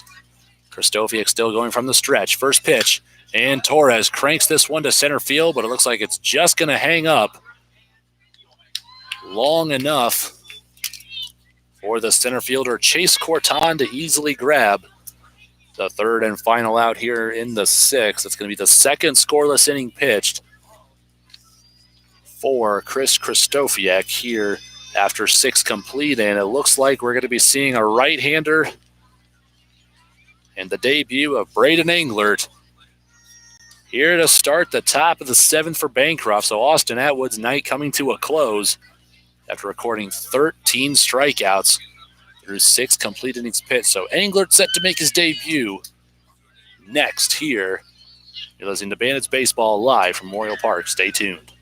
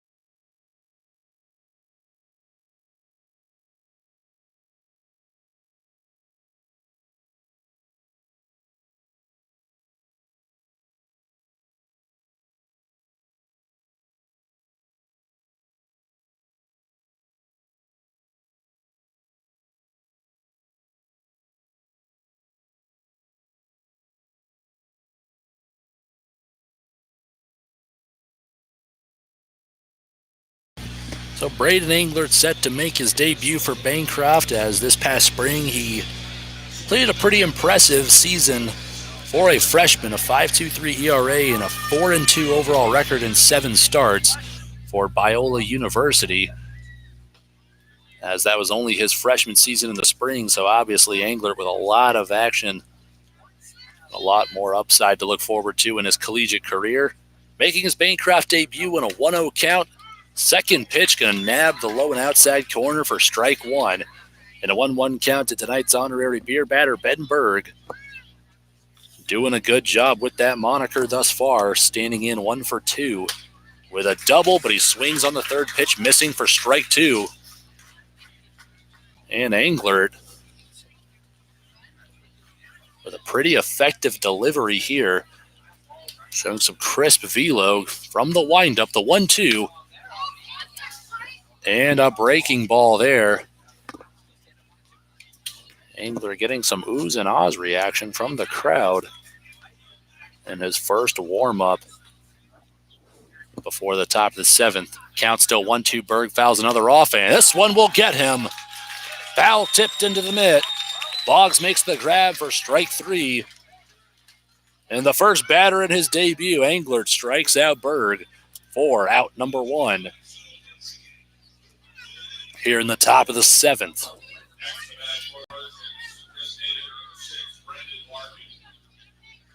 Well, I'll go to Brendan Larkin, and hasn't exactly been himself thus far tonight. 0 for 2, 2 strikeouts against Atwood in a first pitch slider. Boggs can't make the grab, and it'll miss for ball 1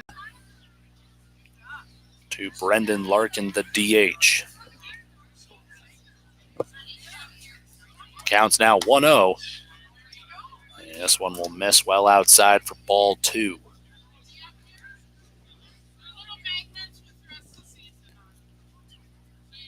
So this might be the most decisive game as of yet, as it's the 4th contest between the Bandits and Merchants, and Larkin pops up on a 2-0 pitch towards Ross. He makes the basket, grab it short easily for out number 2 to put away Larkin.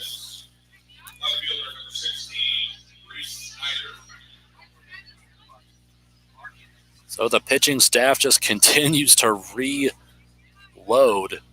I want to say rebuild, as obviously it's just next man up with 3 pitchers turning pro this summer already for Bancroft.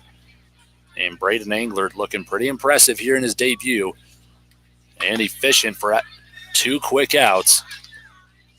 First pitch to Snyder, a fastball rifled in for strike 1 as he tries to pull back on a bunt for a hit attempt. Still getting normal depth from the infielders, actually pretty deep depth. Second pitch, and he's trying to paint the corner, just going to miss low and away for ball 1.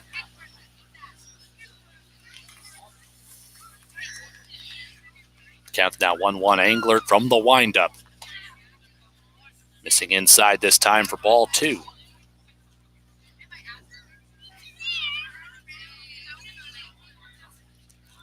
2-1 count now. Englert still from the windup. And he'll even it up here on a foul tip into the net for strike 2. Looking for a 1-2-3 inning here to put away the Merchants in the 7th.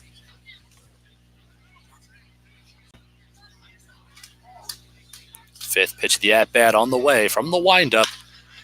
And Snyder goes inside out the other way, and Kennedy on the dive can't make the grab. The throw to second will be just off the mark. It'll be a 2-out double for Reese Snyder. The other way, a defensive swing, just throwing the tip of the bat at an outside pitch, and he finds a barrel. And he'll go safely into second with a 2-out double. Only the 3rd hit of the game for Carroll, and that's already the 2nd double. Them finding good wood here tonight. So with 2 down, Englert now going to the left-handed batter, Ryan Booth.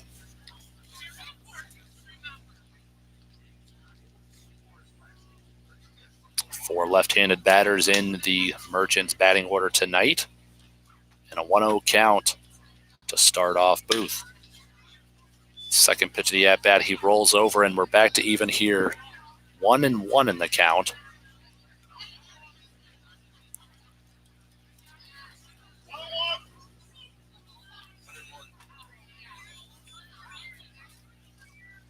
Angler goes set.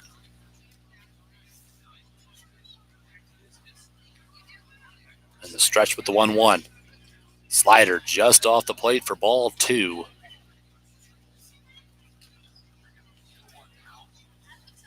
Count now 2 balls, 1 strike.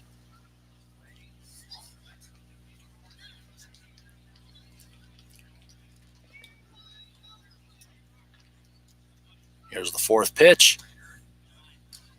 This one just not going to find the zone. Had good run on the slider, but it's going to miss below the knees on the break for ball 3. Angler trying to reset following the 2-out double from Reese Snyder. There's the 3-1 pitch. And that fastball will rifle right past Booth. Holds off for strike 2. And we're back to a full count here.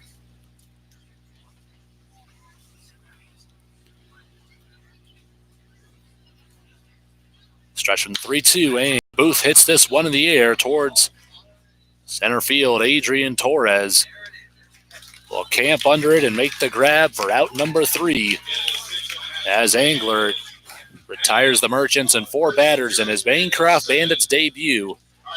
And he leaves Carroll scoreless as we head to the bottom of the 7th. Joey Hudson coming in to pitch for Carroll. You're listening to Band Baseball from Memorial Park.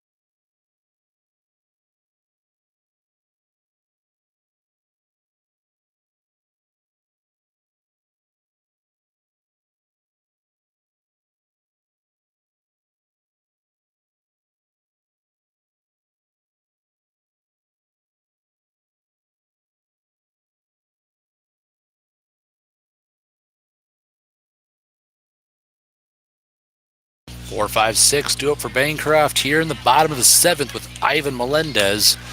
First batter face for Joey Hudson, the new Carroll pitcher. Throws a slider behind Melendez. There for ball 1 as he's just going to dodge. Pitch there in a 1-0 count. Hudson from the stretch, a fastball. Melendez hits this one well the other way. But it's going to be in the trajectory of the right fielder, Ryan Booth. Will make the grab on a back pedal for out number 1. Nevertheless, a well-batted ball from Melendez. But he'll be put away for out number 1.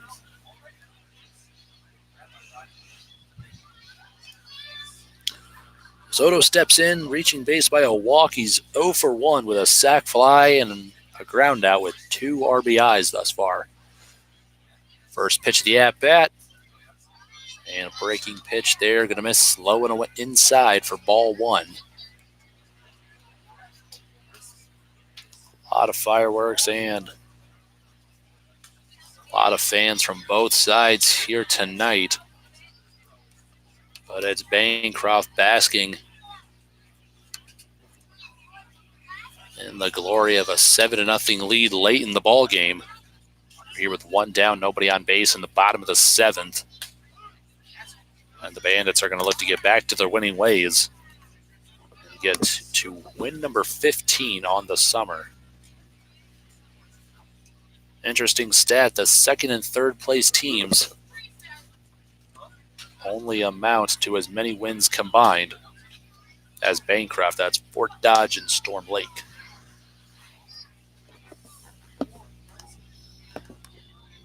So it's a 3-1 count to Soto here. One down at the bottom of inning number 7. We got Dante Glover warming up at the Bancroft bullpen. Fifth pitch of the at-bat. Soto draws his second walk on the day.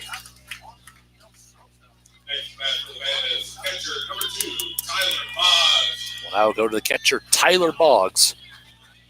One away here, and he's been finding barrel all night long. However, only 1 for 3 thus far.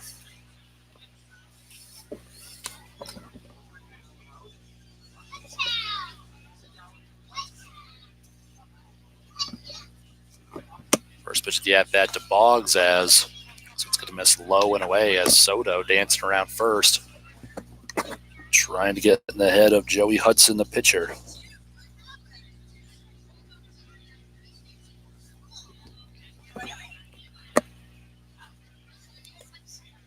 Second pitch of the at-bat with the 1-0, and Boggs rips this one to the 5-6 hole. Fay makes the grab on the slide, but the throw won't be in time. It'll be an infield single for Tyler Boggs, his second hit on the day, as Soto also advances safely to second. And we now have 2 base runners on, first and second, for Tommy Reyes-Cruz. 0 for 3.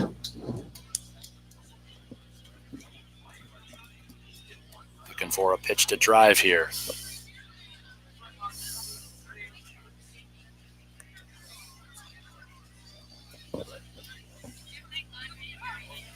One down, runners on first and second. Hudson still going from the stretch in. A quick pick over attempt, and Fay wasn't even covering the bag as he throws this one behind Soto and not in time. As looks to be just an attempt to hold Soto on at second.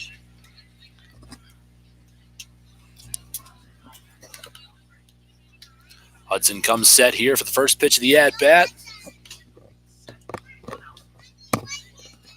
And he goes to the plate. Slow moving off speed there. Going to miss inside for ball 1.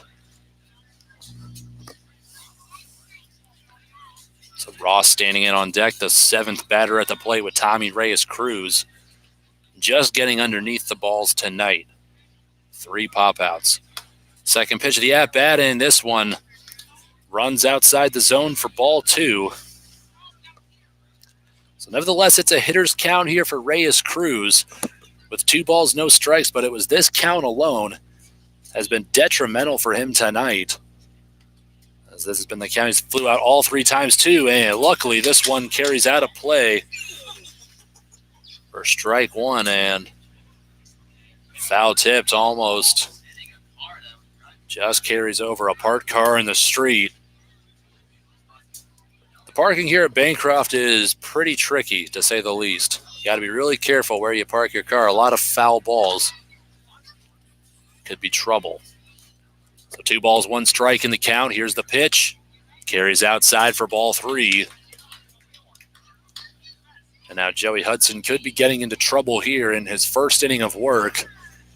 He started things off, making Melendez fly out to deep right field, but he's given up a walk and a single. Since then, here's the 3-1 count, and this one will miss upstairs for ball 4.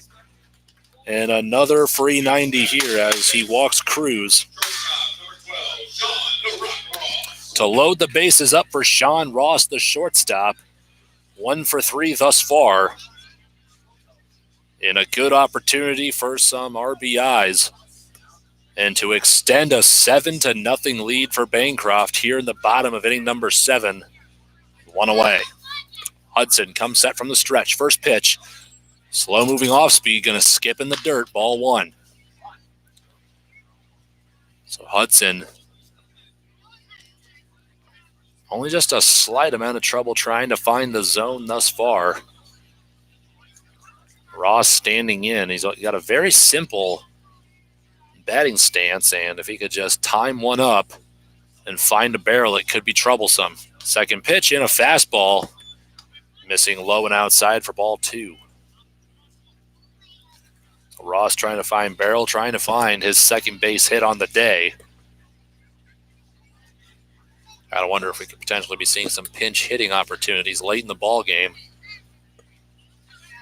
This could put the final nail in the coffin for the Bandits. Here's the 2-0 pitch, and Ross just missing this one as he fouls it straight back.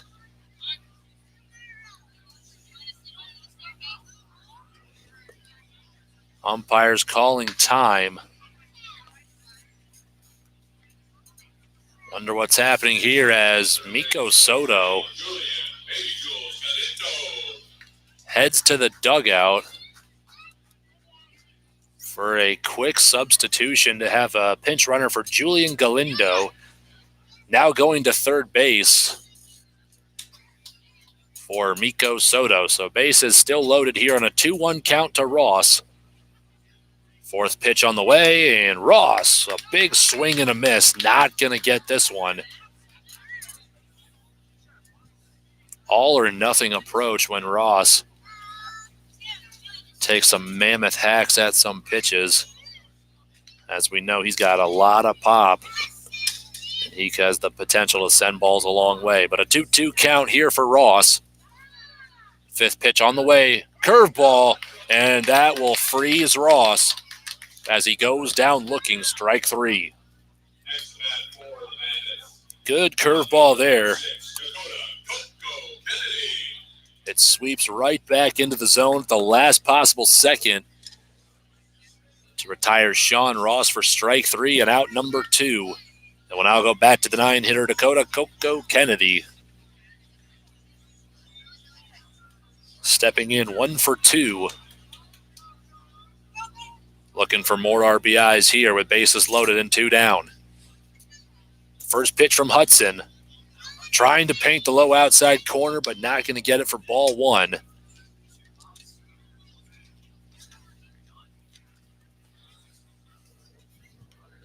it's only scoring a handful of runs since getting out to an early 5-0 lead after 2 innings. 1 run in each of the 3rd and 5th inning.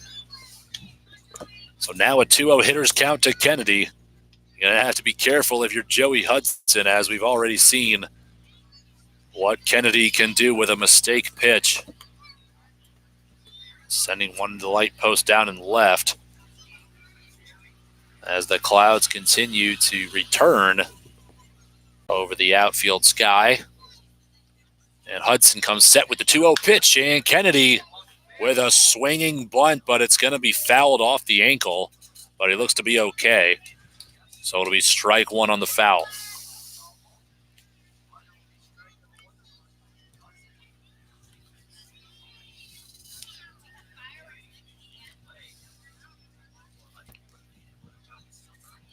The Merchants only getting 3 hits through 7 innings at the plate. Bandits scoring 7 on 10. So obviously starting to put together some more timely hitting, as they always do a solid job getting a solid amount of base hits a game. But it's nice to see when the offense all comes together. A curveball, and Kennedy will just wear this one off the hip. Doesn't even have to move for it, and it'll be an RBI hit by pitch for Dakota Coco Kennedy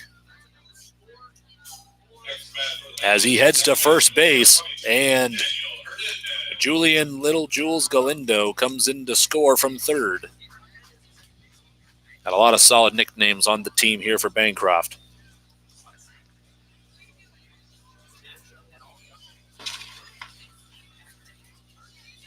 Daniel Hernandez, the leadoff batter for Bancroft, now steps back up to the plate, and Hudson now going from the windup here with 2 down, bases still juiced to Hernandez, and he's going to dish him first pitch, strike 1 on a fastball over the outer half of the plate.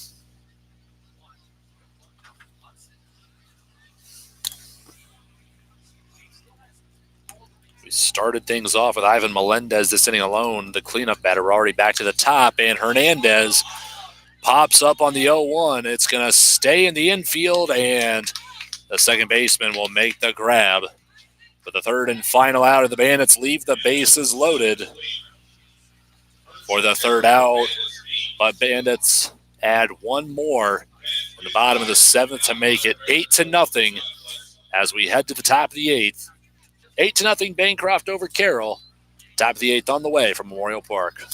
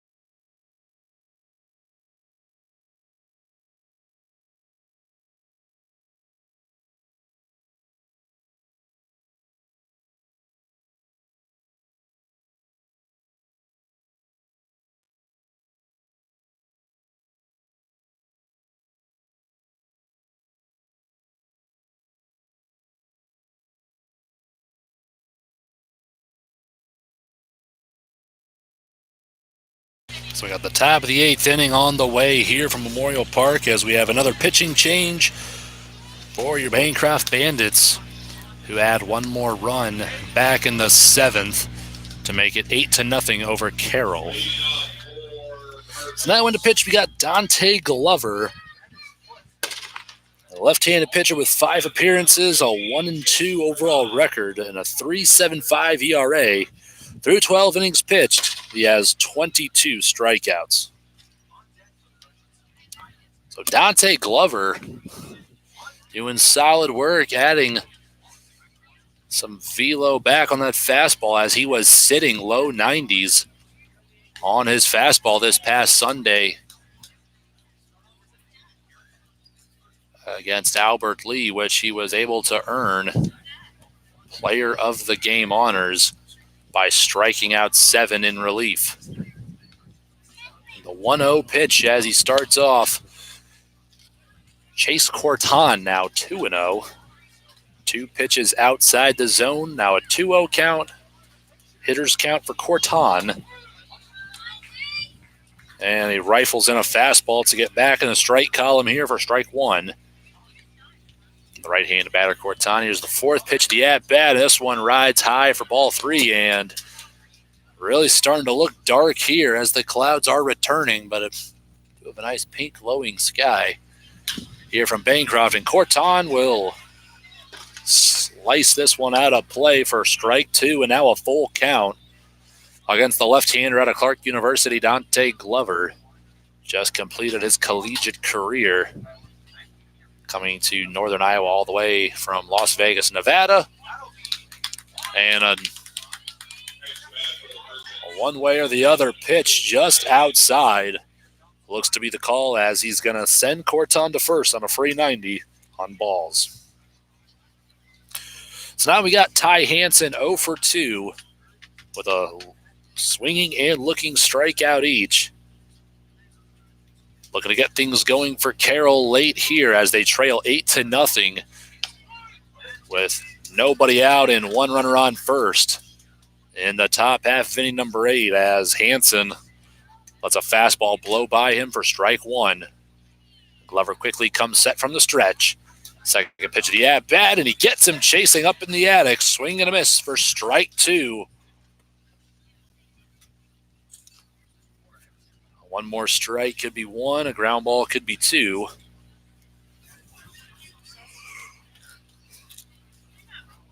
And Glover comes set for the 0-2. Looks the runner at first, goes to the plate, and sits him down in 3. Good morning, good afternoon, and good night. First strikeout of the night recorded for Dante Glover. We'll retire Ty Hansen for out number 1, and we go back to the top of the order with Mike Wallace. Stepping in 1 for 3, a single and a pair of strikeouts to his name thus far. He got 1 runner on first, 1 out. Glover from the stretch as the runner takes off towards second. Boggs, the throw is just not going to be in time as Chase Corton will steal second. Tyler Boggs might have fumbled the ball just a little bit, and that slight delay will allow Corton to take 90 there. He moves into scoring position on at second for the leadoff batter, Mike Wallace. Glover comes set from the stretch for the 1-0. Swung on and missed as another fastball blows by Wallace, and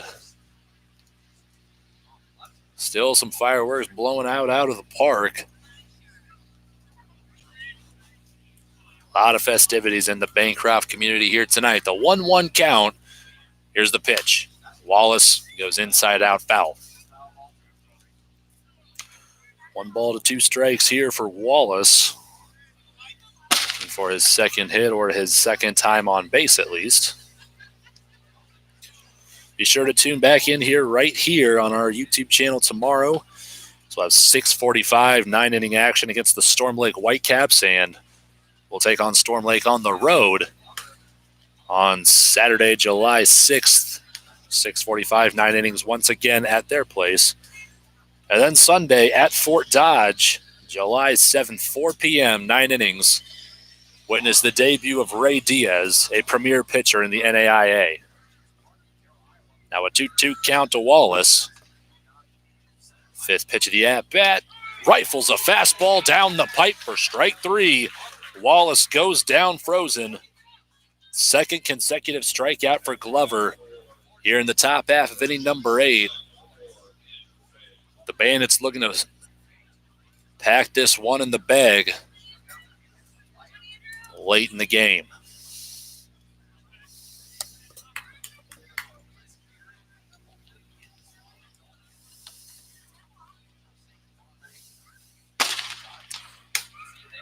First pitch of the at-bat, going to miss upstairs for ball 1. On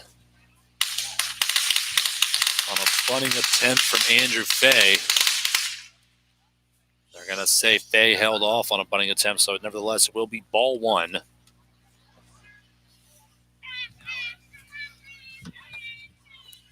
Not even the crowd, but the crowd outside the stadium, without a doubt, playing a factor. Blowing off some fireworks that the Bandits have been on the mound all game long. Saw a tremendous start for Austin Atwood. 18 strikeouts. 18 outs, 13 of them were recorded as strikeouts. So Atwood once again impressed and shined on the bump for the Bandits. And the ball in the dirt, Boggs loses it, and Corton gets caught napping at second. Could have taken a free 90 there at third base. Nevertheless, 2 balls, 1 strike to Andrew Fay. 0 for 3 thus far. Here's the 2-1. And this one's going to catch Fay on the elbow. Another free 90 there on a hit by pitch. And we'll have runners on first and second for Nick Supel. Still 2 down. Glover working hard for his third and final out here in the 8th. No action in the Bandit bullpen as it looks like we might ride Glover the rest of the way. We got the 3-batter Nick Supel. First baseman tonight 0 for 3 with a pair of strikeouts thus far. Here's the first pitch to Supel. Riding high and away for ball 1.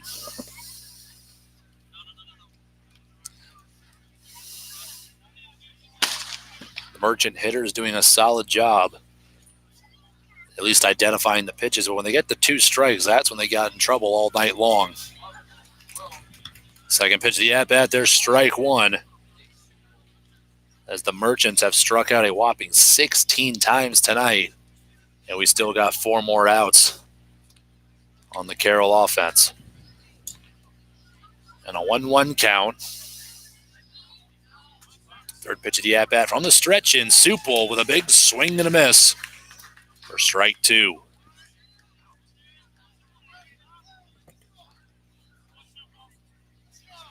You got to wonder if this might have been a different game had we seen Tyler Jacobson for the 4th consecutive time. As obviously the last time he played at Carroll, stamina became a huge factor in the game. And Supel goes down looking. Fastball inside part of the zone, strike 3. Third strikeout of the inning for Dante Glover. As we go to the bottom of the 8th, Bandits coming to bat. Like I was saying, Tyler Jacobson, not just one of the best pitchers for the Carroll Merchants, but without a doubt got to be one of the best pitchers in the league here in the PCBL in the 2019 summer. And the only thing is Niall Ball got tired early and still struck out 9. And Coach Kieran was able to identify that early and go to the bullpen with Dev McCray able to pick up the win, Augie Voigt to pick up the save. And Jacobson went almost a whole 8 innings pitched. And eventually with that hot summer sun, and the Bandits able to do a good job, little by little, starting to identify the pitches better, throw him off his groove, and to work up the stamina, they were able to take him out of the game and hold on to a 4-2 victory. So nevertheless, this is without a doubt the most decisive game we've seen so far in the Carroll and Bancroft matchup. As we go to the bottom of the 8th, it looks like we got another new pitcher for Carroll with a right-hander, Andrew Fay, all the way from shortstop, as he was just hit by a pitch not too long ago. So now he's going to come in to pitch for the Merchants in blue. And we got the 2, 3, 4 part of the Bancroft order due up one last time to add some insurance, as they still lead in this one, 8-0. So we have Aaron Mason leading things off, Adrian Torres on deck, Ivan Melendez in the hole. So Mason strolls to the plate for his 5th at-bat, standing in 1 for 4.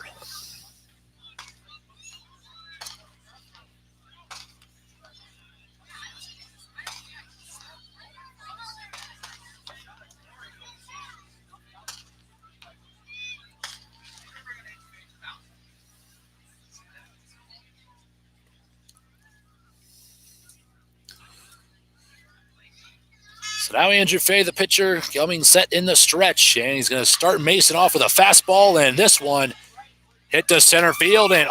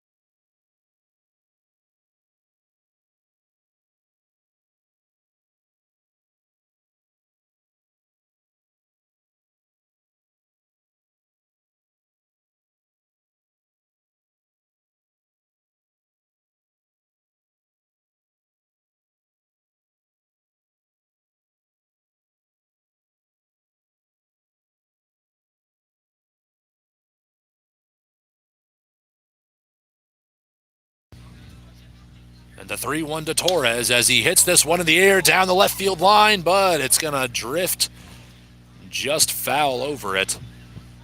And will now get back to full. So Torres looking for his third base hit on the night, as he's shined all summer long thus far for Bancroft. A very impressive hitter. No doubt he was drafted by the Red Sox. No wonder. The 3-2 pitch, and Torres stays alive as he flicks this one back to the backstop. And Torres alongside his college teammate Daniel Hernandez both shined this past spring with averages around 400. Hernandez with 10 bombs, Torres with 12.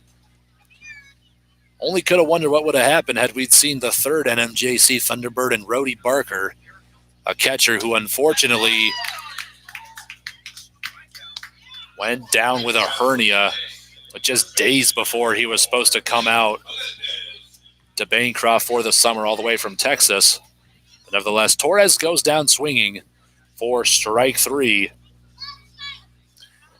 And will now go to the cleanup hitter, Ivan Melendez, stepping in 1 for 3. A double, a run scored, and 1 run batted in thus far. Looking for something positive as Faye starts him off. A pitch low and away for ball 1. 2 down, one last opportunity for Bancroft to add to an 8-run lead here late in the game, as this pitch rides above the letters for ball 2.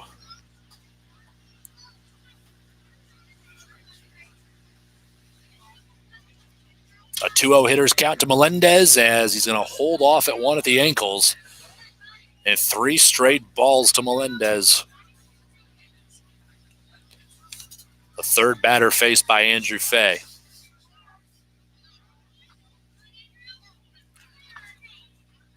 And a 3-0 count. He comes set from the stretch.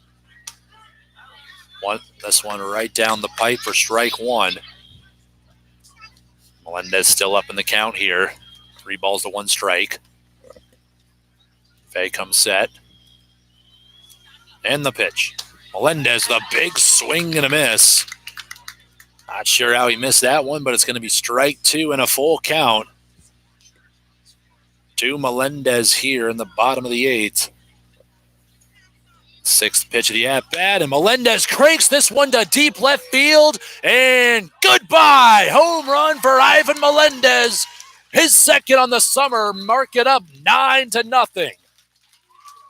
You could put that one on the board. Melendez, a guy who will simply crush mistakes as Faye feeds him one over the middle part of the plate.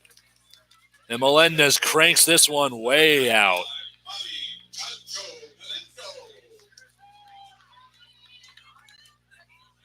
Second home run of the summer for Melendez. He ties Torres for the lead with 2 each. And that's going to look like a very powerful 3-4 combo with Adrian Torres and Ivan Melendez. A solo bomb to make it 9-0 here at the bottom of the 8th. And we got a pinch hitter with Bobby Galindo.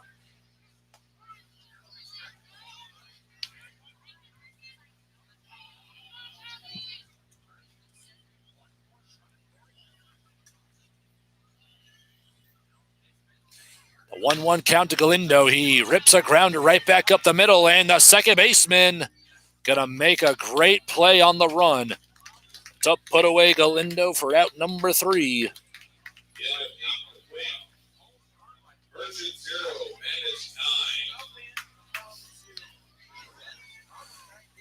And following the ground out, that'll be out number 3 as Ivan Melendez crushes a home run to make it 9-0 as we head to the 9th and final inning from Memorial Park. You're listening to Bandits Baseball Live. Bancroft leads Carroll 9-0.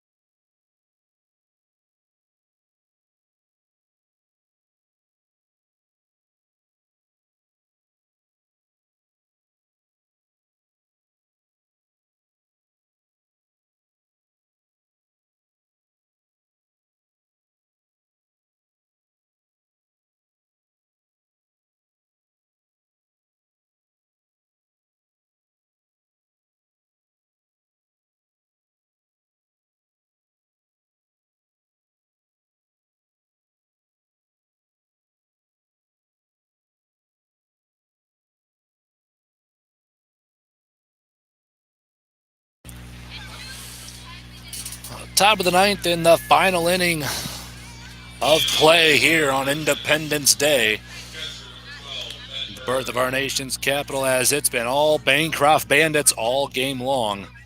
They lead 9-0 with 4-5-6 due up for the Merchants here in the top of the ninth with Ben Berg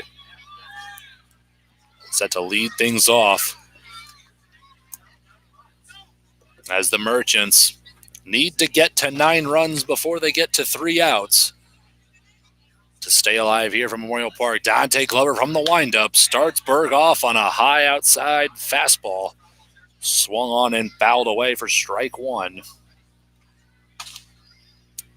Ben Berg, tonight's beer batter, 1 for 3, striking out once to Braden Englert back in the 7th. So Glover back from the windup in the 0-1 count, and he gets him, offering at that one. An indecisive swing for strike 2. 2/3 the way there. However, the concession stand closed, but nevertheless, nobody likes full price. So here's 0-2 as Glover goes from the windup in the pitch and fouled to the net.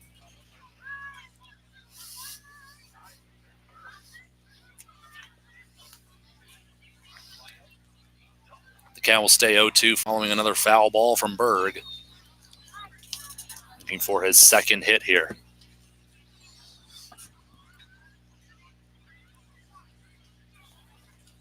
Sure to stick around post-game for player of the game and coaches' scoops. The post W, hopefully, in the 0-2 pitch, and Berg, another foul tip, drawing a 5-pitch at-bat. So once again, be sure to head over to our social media platforms, Facebook and Twitter, to check out those videos, courtesy of yours truly, Mitchell Kieran, the media guy here for the Bancroft Bandits this summer. Once again, want to send out a big shout-out to Donnie Roberts for giving me the opportunity to work for the Bandits in purple this summer.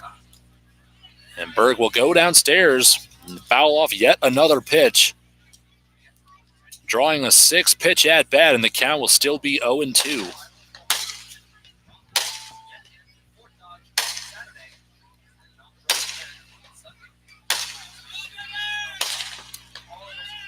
Glover comes set for the 0-2. Already 3 strikeouts to his name thus far, and this one hit in the air toward right field. And they'll finally put away Berg on a fly out to right. And we'll now go to the DH, Brendan Larkin.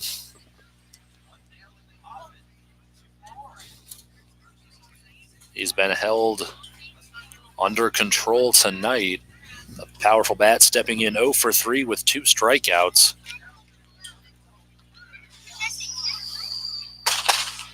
Glover looking to close the door for the Bandits on yet another victory.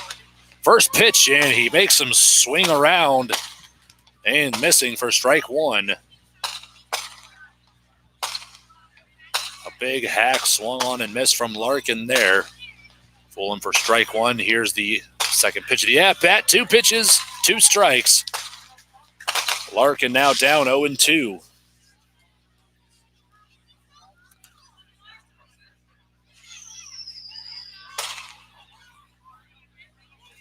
The 0-2 from Glover, and this one hit in the air to deep left field, and it is a 1-hop off the fence. So Brendan Larkin down to an 0-2 count, cranks one on a 1-hopper to deep left field, and 1 hops the fence. So the Merchants aren't done just yet. 1 down, now got 1 runner on first. And we got Reese Snyder up at the plate. So head coach Cody Williams. Looks like we got a pinch runner opportunity. It's going to be the former relief pitcher Joey Hudson heading to first base, and Brendan Larkin going to walk back to the dugout, perhaps a stiff landing as he rounded first base, as he looks to only have a very subtle limp back to the Carroll dugout. So obviously we hope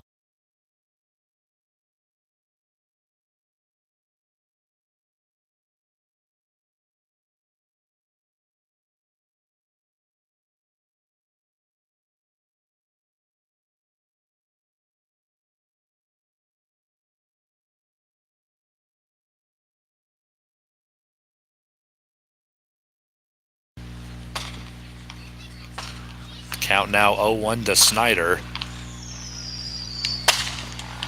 So it's fouled out a play.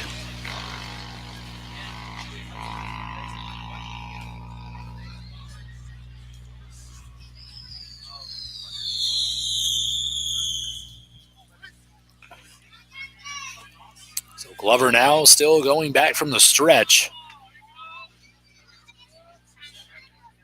There's the 0-1. And swung on late and missed from Snyder. So Glover works ahead of the second straight batter. No balls to 2 strikes. Still trying to put away the Merchant here in the 9th and final inning from Memorial Park. Glover comes set from the stretch. Here's the 0-2. Don't know where that one missed, as a fastball over the plate misses for ball 1. I'm simply baffled at that call. Got to send these fans home happy. The 1-2, and that'll do it. Swung on and missed for strike 3. As we're down to our final out here with Ryan Booth coming up to bat.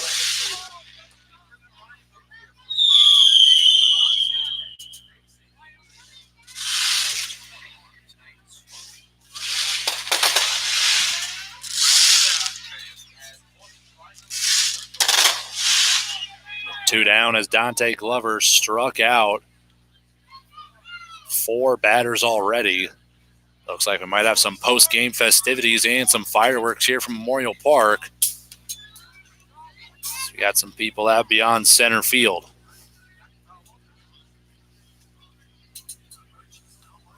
First pitch swung on and fouled. Strike 1 to the batter, Ryan Booth.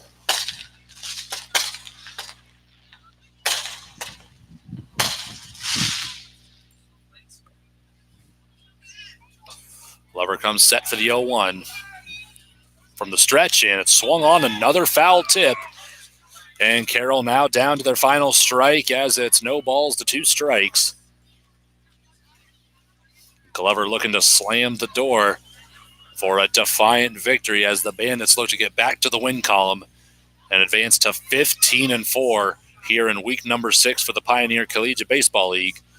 And Carroll looking to fall to 7-12.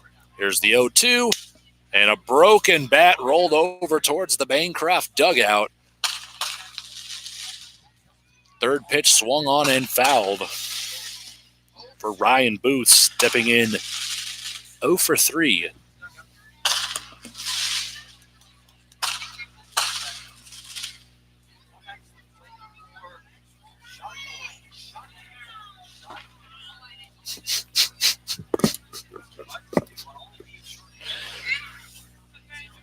It's been a tough night at the plate for the Merchants, striking out 18 total times. As Booth, the last batter, still battling back with an 0-2 count. There's the 0-2 pitch, and a stinger. This one going to look to hurt as Glover gets Booth on the back for a hit by pitch. Center fielder number 15, Chase Corton. And a free 90.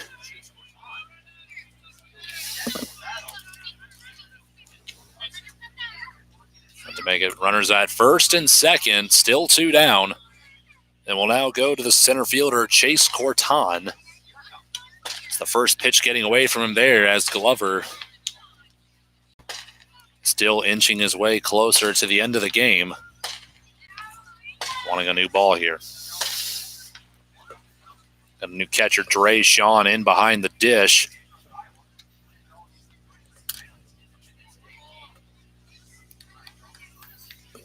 Good kid, a lot of potential, and a lot of the Bandits' favorite teammate.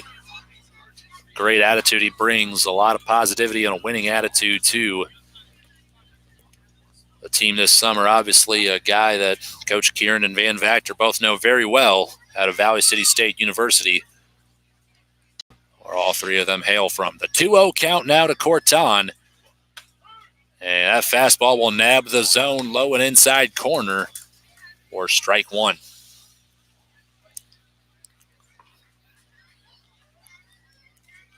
2 balls to 1 strike here to Corton. Force out at any bag. Runners at first and second. Here's the pitch, and swung on, hit in the air to left field. And Kennedy will make the grab, and that will do it. Final score, the Bandits are going to hold on 9-0 with an empathetic victory over the Carroll Merchants. Be sure to tune in right here on our YouTube channel as the Bandits are going to return to the home field tomorrow night against the Storm Lake Whitecaps for a 9-inning game starting at 6:45 p.m. Central Standard Time. My name is Richard, and I want to thank each and every one of you for tuning in all over the world and especially spending your Independence Day and night tuning in and to support Bandits baseball, to celebrate this great nation of ours in America's pastime, as the Bandits send the hometown crowd happy. They'll stick around for the fireworks, but we're going to end our broadcast of that one. Bandits win 9-0 over the Carroll Merchants. Thank you for tuning in.